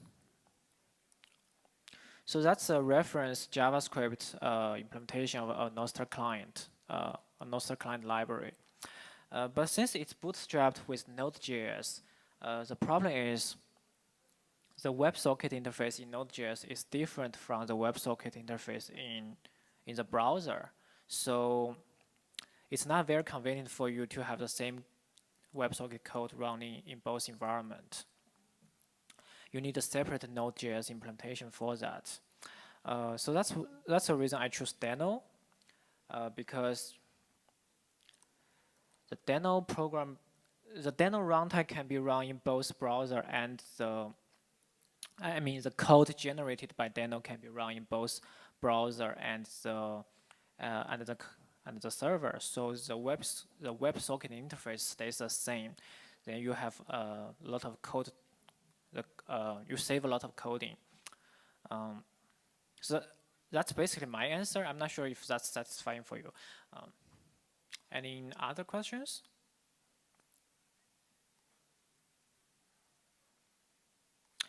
Actually, like, how many of you are like full-time software developers? Or okay, a few.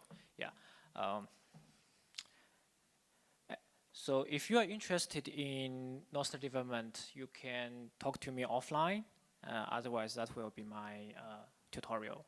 Thanks.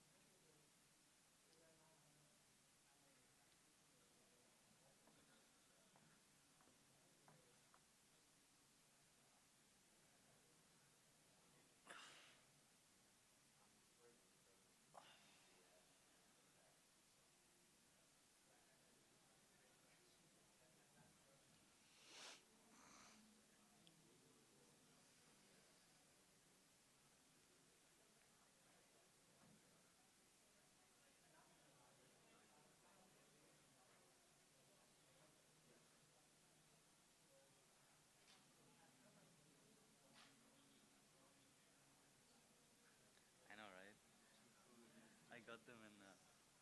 He's like, I need to get these.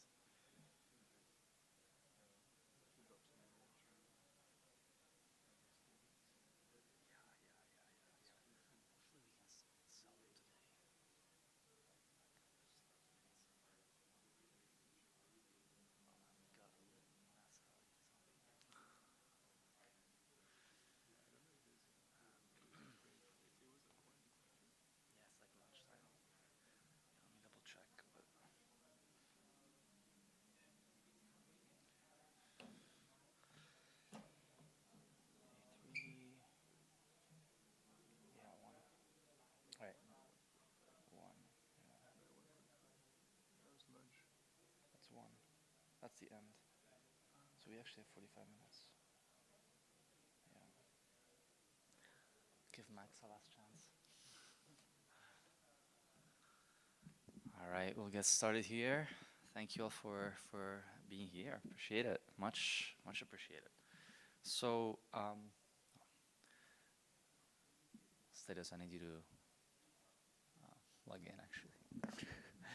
All right, just out of curiosity, if any of you guys have already, we kind of already gave this talk a little bit yesterday. So if there's anyone has already seen it, just to understand how much we should repeat what we said. I think for everyone it seems like it's going to be from scratch, which is great. So we can kind of go more in depth.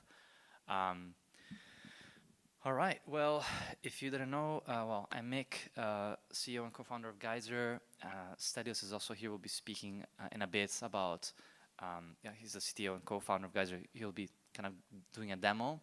But what I'll do is talk a little bit about, yeah, what problem is Nostr solving for us and what type of new ecosystems does it enable? We've heard this before from some of the platforms, I think Dumpling and causes.com. We're all converging towards the same place. We're all sort of figuring it out as we go. But I think we're all sort of understanding the power and the problems that Nostr solves. So we'll be talking a little bit about that. To start, so Geyser is, in case you didn't know, is a platform that enables anyone to become a creator and fundraise from their community. So right now we have over almost 1,000 projects on Geyser. We have helped over almost 1,000 projects and creators to fundraise over 26 Bitcoin so far. Yeah, what's really really powerful is that this is global. This is a global platform. Anyone can create it because we're sort of relying on Bitcoin. And so far, we've really talked a lot about interoperability of money, but with Nostr, we can start talking about the interoperability of content. We also announced that we have migrated over to Nostr, so we'll talk a little bit about that in a second. But I want to first talk a little bit about what problems Nostr solves and what are the, what's really the why? Like, why did we decide to migrate over a protocol that has been very slow for the past, 5-6 months, right? So the key reasons are three, right? So first of all, we have a problem that creators feel, which is the ability to, what creators really want is that they want their content to spread far and wide, right? They don't want their content to sit in a siloed platform and sort of rot away. They want their content to have impact. They want them to reach their existing community, but also new communities. So, speaking to some creators, they say, how can we amplify our reach? This is a massive problem. And at the moment, the tools that are available to them lock them in. Secondly, creators want to feel a connection with their community. They want to be able to interact with them.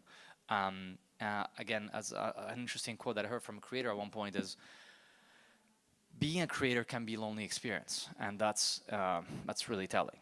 And thirdly, there's a problem of trust, right?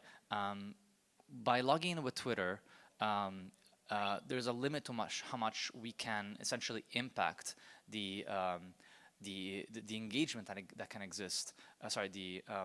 That we can impact the reputation of a particular project, because that's locked in within Twitter's social can be locked in inside Twitter's social graph. So the social graph cannot be added to. It's closed and it's proprietary, which can also lead to censorship. So this is a really important kind of point here, which is fundraising has always been connected to the social experience. So if you look back to crowdfunding platforms like GoFundMe and Indiegogo, they all grew out of the social networks that were born in 2004, 2006. So they were called crowdfunding platforms because they essentially enabled you to leverage Twitter and Facebook to help fund a particular idea. But this is fascinating, right? Because socials were not at all integrated with money. Crowdfunding just had the money, but they didn't have any of the social. And then in the last 10 years, we saw some really interesting new examples of what we call creator platforms that actually started building the social graph and the social content within them. The problem is it still doesn't do much because still everyone's on Twitter, everyone's on Facebook, everyone's on social media. And so we see very, very little engagement on things like Patreon, Substack, and OnlyFans. There's very little activity because all the activity is on social media. And so this is where really Nostr comes in with the solutions, because it's the key problem here was had to do with the social, with the closed databases, right? So closed databases locked creators in and required the fans of a creator to come to the platform. And so open relays make it possible for content creators to flow freely across Nostr clients, and very difficult to censor content. So this is one of the key solution that Nostr offers. The second one is that it turns closed social graphs into open and non-proprietary social graphs. This is, I think this is something that people really haven't quite, I don't think it's been fully appreciated.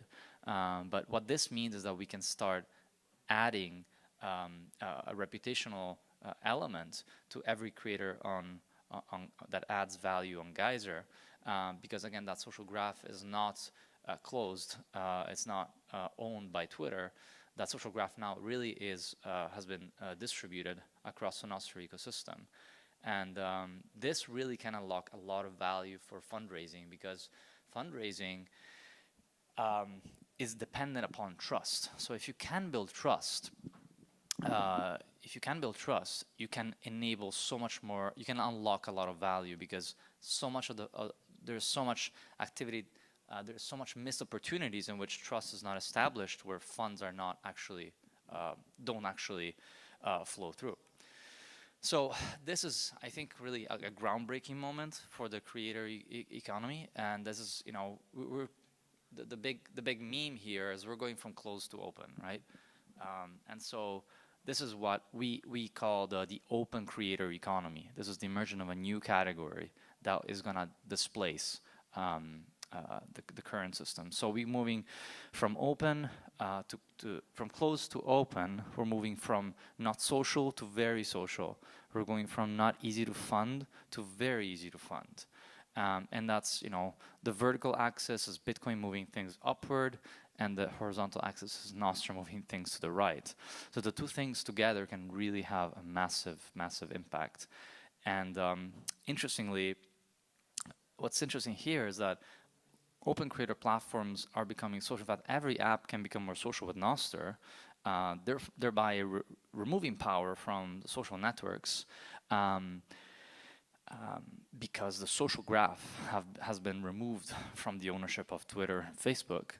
But on the other hand, fundraising is not becoming something just for fundraising platform like Geyser, but it's something that can actually be distributed across the social network. So we're really seeing a reorchestration, a rethinking of the existing platform architecture and the entire ecosystem. And so all these platforms are, interweave with each other. The fundraising is something that everyone's part of. The social is something that everyone's a part of.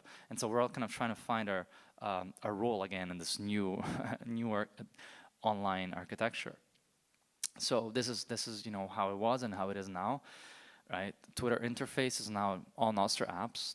Twitter database is now essentially open relays, and the Twitter social graph is now an open social graph. So yeah, this is really a big deal. So with Geyser, right, so let's talk a little bit about Geyser. So the when we decided to build, when we understood that there's a problem, right, really that Nostr solves, right? We were thinking, okay, so what is a Geyser project? What is it, right? Because if you go look at Geyser, which you will in a second, you'll kind of see that there is a projects are essentially more than just a crowd fund. They're more than a widget. They're more than a simple fundraiser. These projects essentially have a life of their own. They have an identity. They have a community inside them. They have contributors of different sorts. And they really deserve its own set of tools and features. And so what we realized is that Geyser project really are an NPub. So essentially, that's what we've done with Geyser. We have assigned every Geyser project, like for example, Mi Primer Bitcoin, with its own NPub. And by doing so, we've given it an identity. We can potentially give it an enormous number of tools at their disposal to transform how they interact on the Nostr ecosystem. So yeah, that's pretty much it at the theoretical level. I'll let Stelios come up and give a demo to kind of give you a more practical example of what Geyser is and what it can also become. Yeah, if there's any questions so far, happy to answer. If not, we can move on. Okay, I think we're good. Yeah, so hi everyone. We will take this slide and look at what it means in practice and how we've implemented it after as well. So let me first head to our actual platform, right? Our platform is live, as you know. And we will look at first, what is a project? Like Mick mentioned, projects have this collection of features. So if we look at this project here, for example, you will see it has its own interface. On the right-hand side here, you can see all the contributions and the leaderboard of contributors that have dropped some sats on this. Oh, thank you.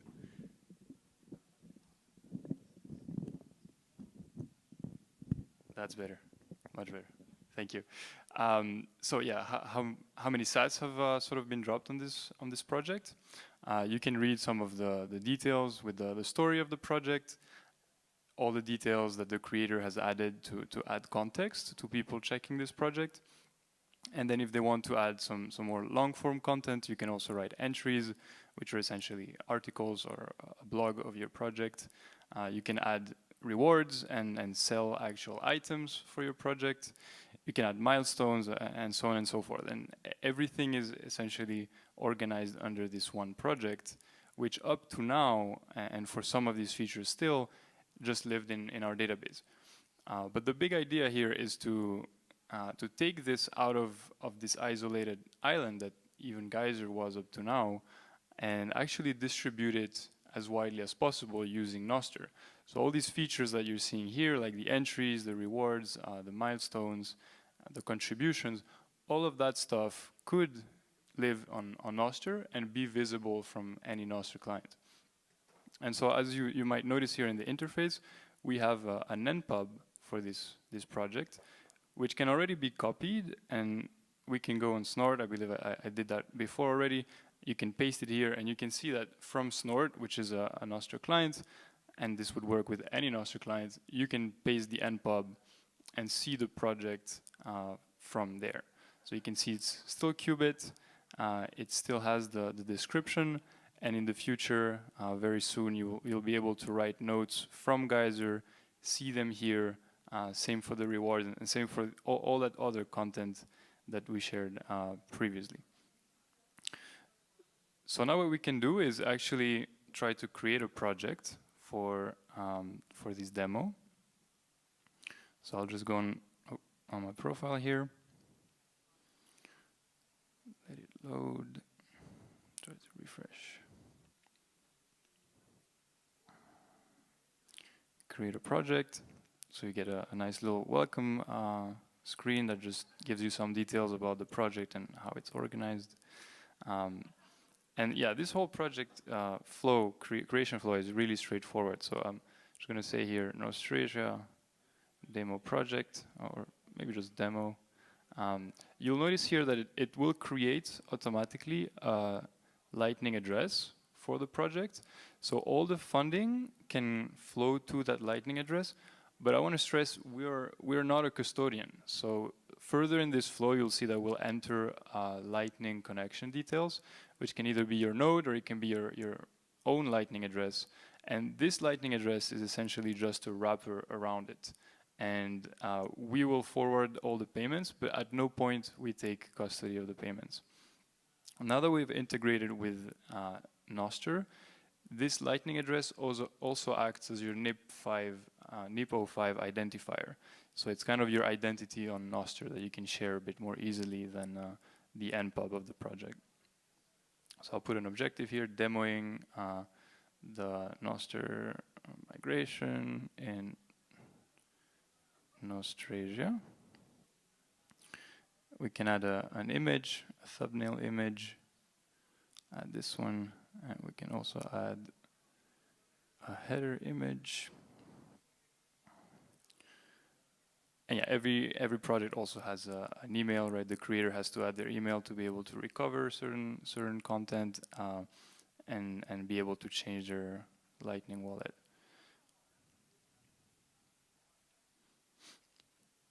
So now that we're going through this creation flow in the backend, we're actually creating also the identity for the project.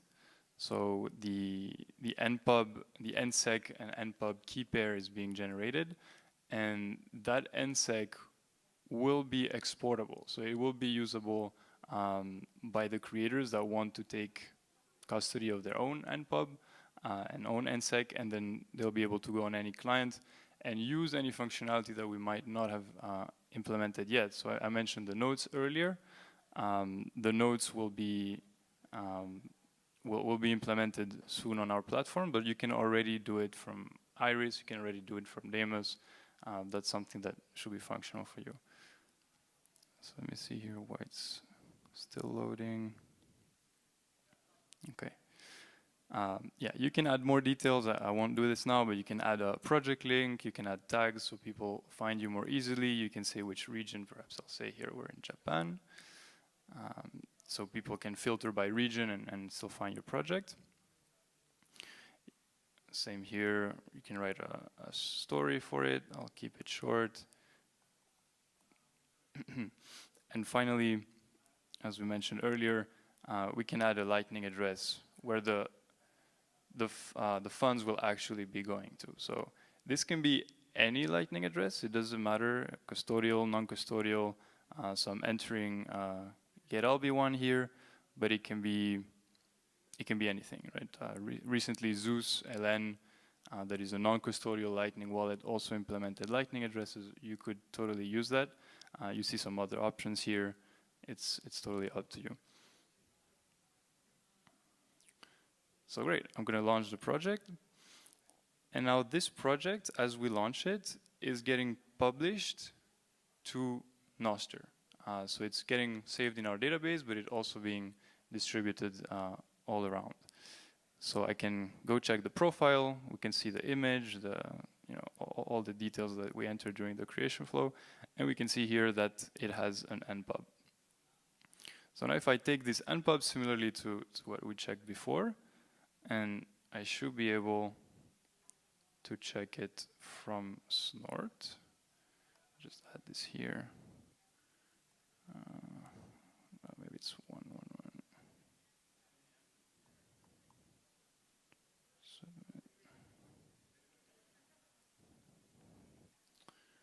Let me see. So you see the profile, but some of the data is missing. So yeah, some of this content might take a second to actually propagate through Nostr. So I'll just go back to the presentation for now and explain a little bit how this was structured and where we're coming from. So the old model of Geyser is just this very classic, web app stack. We have a Geyser database, we have a server API, and we have the client. The client communicates with the API and writes to the database, reads from the database. So really, really classic. Now we've moved to something a little bit more evolved because we need to integrate Nostr, but we had a sort of challenge with Nostr being such a young technology and wanting to keep the UX as good as possible for users. We're having, we have existing users, we have a certain standard of how the user experience should be on the platform, sort of snappiness and all that. So we needed to find a way to implement Nostr without compromising too much on that user experience. And the decision that we took there that is sort of different from most of Nostr clients at the moment is to move away from doing everything client-side and actually do a lot of the processing on the server instead. And so what you're seeing on this slide is that in the data storage layer, we have on one hand the Geyser database that is still there and serves a very specific purpose that I'll explain in a moment, and the Geyser relay that communicates with the API and that can be queried from anyone, any client. It's a public relay that can be read from anyone, but only written to by creators of the projects and the people that interact with those projects. So the reason we kept the Geyser database alongside the Geyser relay is because some functionality is difficult to implement in Nostr at the moment. And we've heard some presentations of people working on improving that, like the search. But at this state, we kept the Geyser database to act as a fallback to Nostr. So if the connection to the relays are failing, either our relay or external relays, we still have some content to serve. We also do the aggregate content. So you could fetch all the zaps from the relay, but then if you need to aggregate those zaps every time, it doesn't really work. So you could say, well, we'll have a caching layer, and maybe we do that client side, but even that has its own sort of issues. So the aggregation is still done in the database. For example, the balance of the projects are done in the database. And finally, search. So we keep some of the content of the projects, and that's being indexed in our database, so we can query it and search it really quickly. And yeah, search on Nostr is still a work in progress as well.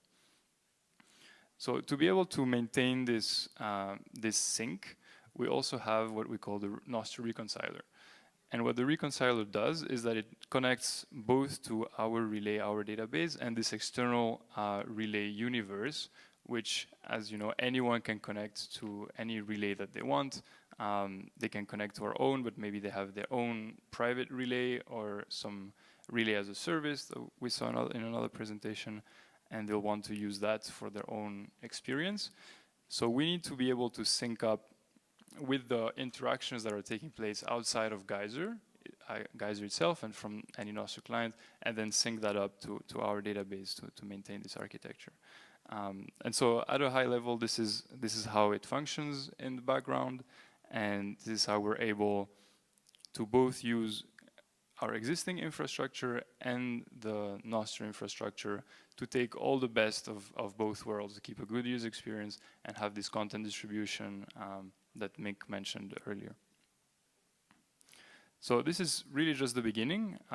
As you saw right now, the profile on Nostr clients is really basic. It just has an image, a description, and something I forgot to mention, you can already zap those profiles, and those zaps do show up on Geyser.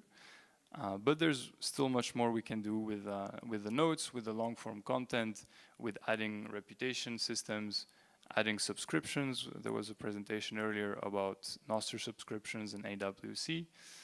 Hidden content, chats, all that is being developed on Nostr, and we'll be able to just reuse the efforts that are being done at the protocol level and simply act as another interface, another client, another Nostr client. So at the moment, we are custodying the keys because most of our users are still Nostr agnostic, let's say. Most of them are Twitter users.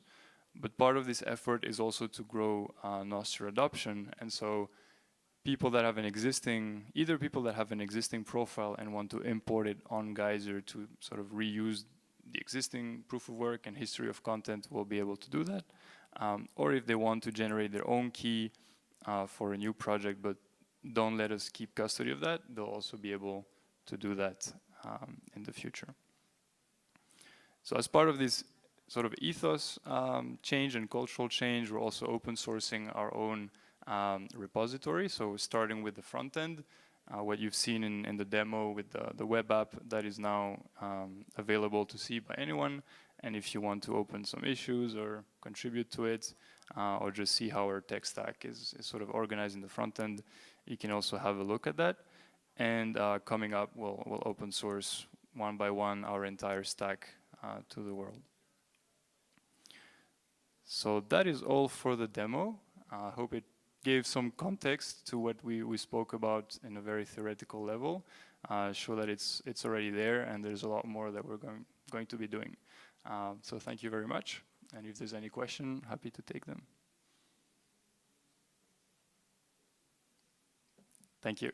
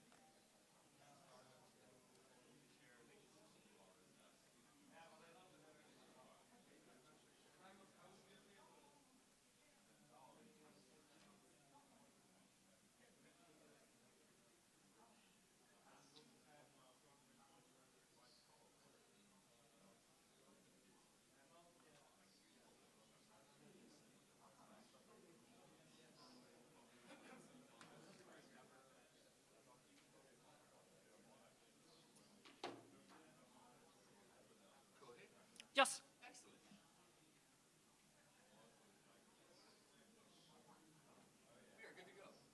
Thanks.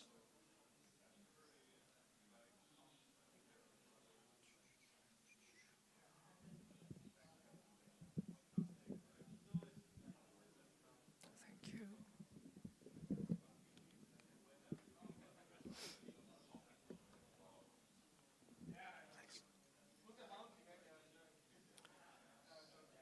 Okay. Hey, how's it going, guys? You doing good? So I'm Kohei. I'm a big fan of Twitter since 2008, and I'm a big fan of Bitcoin since 2012. And today I'm going to talk about living as a digital prepper in Japan. I'm going to talk about how to strive against the powers that be and secure your identity and assets. So table of contents. First, my introduction to Bitcoin and what does a digital prepper do, and Nostr versus its censorship. So my introduction to Bitcoin, that was anonymous operation back in 2012. And an operation was called Up Japan. And what Anonymous tried to do was that Anonymous launched cyber attacks on Japanese government websites and protesting new anti-piracy laws that introduce criminal penalties for downloading copyrighted material. And what I did with them, actually, Anonymous back then was not the decentralized and formed with some separated groups. And I joined a diversionary operation. One guy DM'd me via internet relay chat and on the operation, and he said, I know you're Japanese. Actually, it's not my intention to shut down the Japanese government because the Japanese lawmakers don't give a damn about the internet technology. So I have a gift for you. If you could give us a better idea for running diversionary operation. And I just came up with a nice idea. Do you know the difference between these kanjis? It's Kasumiga Seki and Kasumiga Ura. The first one is a name of place where Japanese government is located. And second one, Kasumiga Ura, which is located in Ibaraki Prefecture, not even a part of Tokyo. So I decided to use these indistinguishable feature of kanji and force Anonymous team to shut down the completely wrong place. And the next day of what happened, Anonymous reacted like they said, yesterday was a busy day, but I made a little mistake. Actually, Japanese is difficult, but everybody is kind. I just said it to explain about this mistake. Thank you, we're gonna do my best. Then when this happened, I received tons of Bitcoin from a mysterious guy as a reward. I do really doubt he or she or they that gave me Bitcoin was a part of Satoshi Nakamoto or one of the very first members of Bitcoin core developers. So that was my introduction to Bitcoin, and I just started to be aware of privacy, security, and the government and anti-government activities. And then I worked at Cointelegraph Japan as the first Japanese of editing, publishing lead, localized that very first version of one of the most famous hardware wallet called Trezor, and Trezor system, manual, etc. Then after that, my life completely changed. So today I'm going to talk about what does a digital prepper actually do. I've been always acting like an activist, an evangelist, and even an anti-socialist sometimes, but mostly I'm always prepared for the doomsday in a digital way. So let's get down to it. First things first, managing Cs. First, don't write down your Cs anywhere. The less, the better. I know that's almost impossible though. You should give it a try, and at least you can think about it for a minute.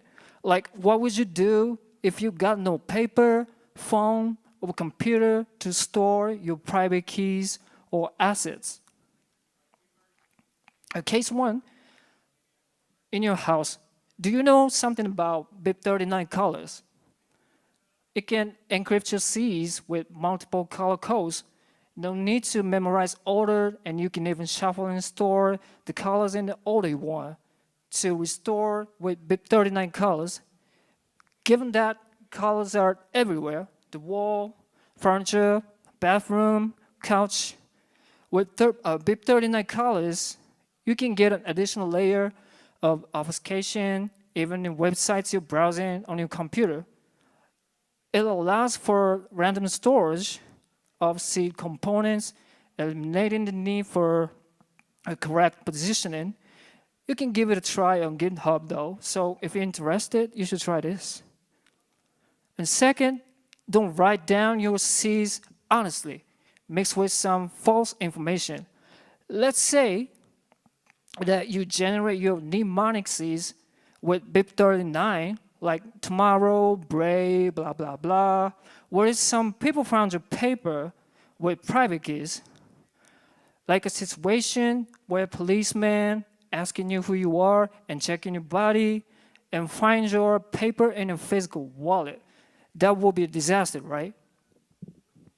So, I mean, you can easily get doomed, but what happens if the paper doesn't say your C's honestly? So sadness to happiness, encrypted with a method only in your brain. This is one of the most famous and practical ways called brain wallet. Imagine something like an old school type of crypto method like Caesar crypto. Say like change ABC to BCD. In this example, I changed sadness to happiness.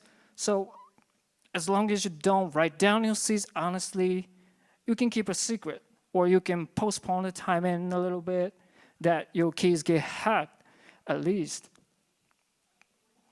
Okay. Case two, what if your house got burned and your bank account got fucked at the same time? Who or what owns your assets when the shit hits the fan, like World War III? I'm not going to talk about the inflation or deflation risk here. I'm just talking about how to recover your keys, whether offline or online. So practical and successful scenarios. First, your storage was fireproof and waterproof. Second, your storage was in your pocket. Of course, you can save your assets with this method. And your storage was recoverable anywhere in the world. The hardest part here is definitely the third one. Because whether offline or online, once you forget key pairs or passwords to unlock encrypted storage, you're done. And my examples, first, hide keys or seize nationwidely. It's an offline way. Second, rent or buy safe house for self-hosting your keys or Cs. This is an online method. And third, store encrypted recovery key. Other than 1 and 2, this is a mixed way of offline and online. And fourth, get a perfectly offline device with no Bluetooth and Wi-Fi feature ever since you bought it. So what does a digital prepper do? Dive with your skills, self-host anything as much as possible, and encrypt anything as much as possible, and decentralize anything as much as possible. Ultimately, own as little as possible. So, what about Nostr versus censorship? Do you know about the freeform. This is a Nostr client, but maybe it's only famous in China because their team are trying to do to dodge the Great Firewall and Chinese government. Freeform implements relays configured specifically by the team. So as you can see, if you click on relay hosting feature, you can never ever see what relay is configured in the app. Configured relays are invisible, perfectly invisible inside of the app. And what I really want to talk about is that I do believe that internet technology should be one of public goods. Even in 2023 now, right now, without paying money, you can't use internet in a secure way. Pay money first to be on the internet. That concept is really strange to me because nobody can speak with free speech on the internet unless you pay money. But at least you can control and manage your identity, assets, info, if you got well informed, right? So I do believe that Nostr community can do that because everybody's kind and peaceful and everybody can share the info. So we all can learn and help with each other. Currently, I'm running IPv6 only paid relay configured with Nostr filter and Nostream. And actually planning to launch another Tor-based relay Tor, like for people like Snowden, so just stay tuned. And I started a community called The Uncounted, a community for digital physical prepper to survive the coming, chaotic era. So the purpose is here to be totally de-uncounted on the internet, like preventing tech giants or the feds from gathering private information to abuse. Ever since a Cypherpunk's manifesto released and security without identification, transaction systems to make big brothers obsolete by David Chaum, it's been few actually who take privacy seriously, very seriously still. Nowadays, the powers that be, like leveraging the general public's data for free to earn profits. So providing services that look great and useful at a glance, but actually the progress of civilization completely being controlled by capitalists and tech giants, focusing only on how profitable and not how good to people. But we take it for granted, not acknowledging how bad it would be if we keep ignoring it because it's just useful. Literally, like the road to hell is paved with good intentions. So here, to blow a whistle, I created this I just created this community. So please feel free to join, and don't be used, be the uncounted. Yes, so that's it. Thank you for watching and listening.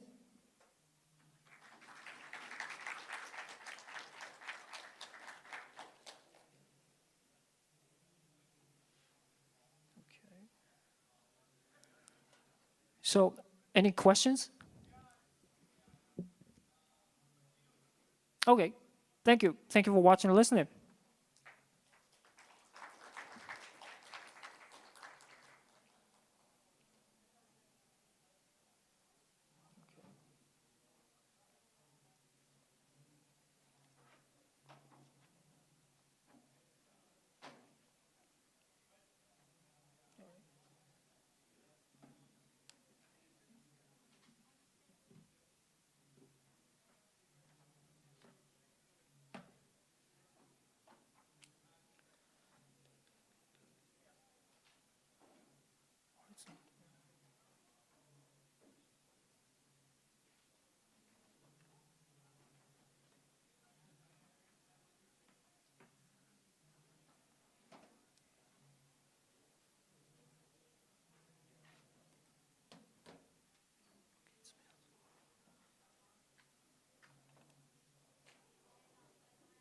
お疲れ様です。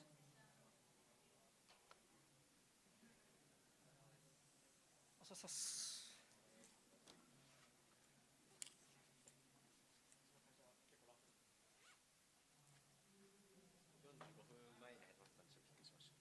あ、嘘。マジですか。あれ早かった。42分ぐらいに来たら、あれ始まってる。もうなんか人全然来ないし、始めちゃう。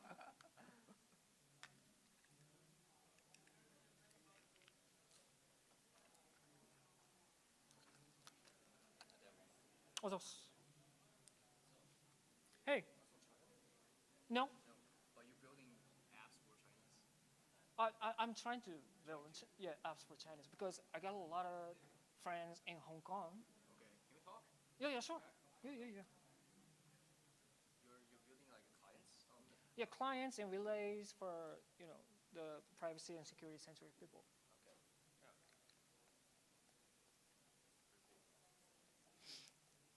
Yeah, actually, I sent tons of bitcoins for Hong Kong people to fight against the Chinese. Yeah, police people. So I'm from Taiwan. Oh, really? Yeah. Welcome to Japan. Actually, there's almost no idea about privacy and security because in Japan, especially. I mean, everybody wants the what we have. Yeah. Technology or assets. So.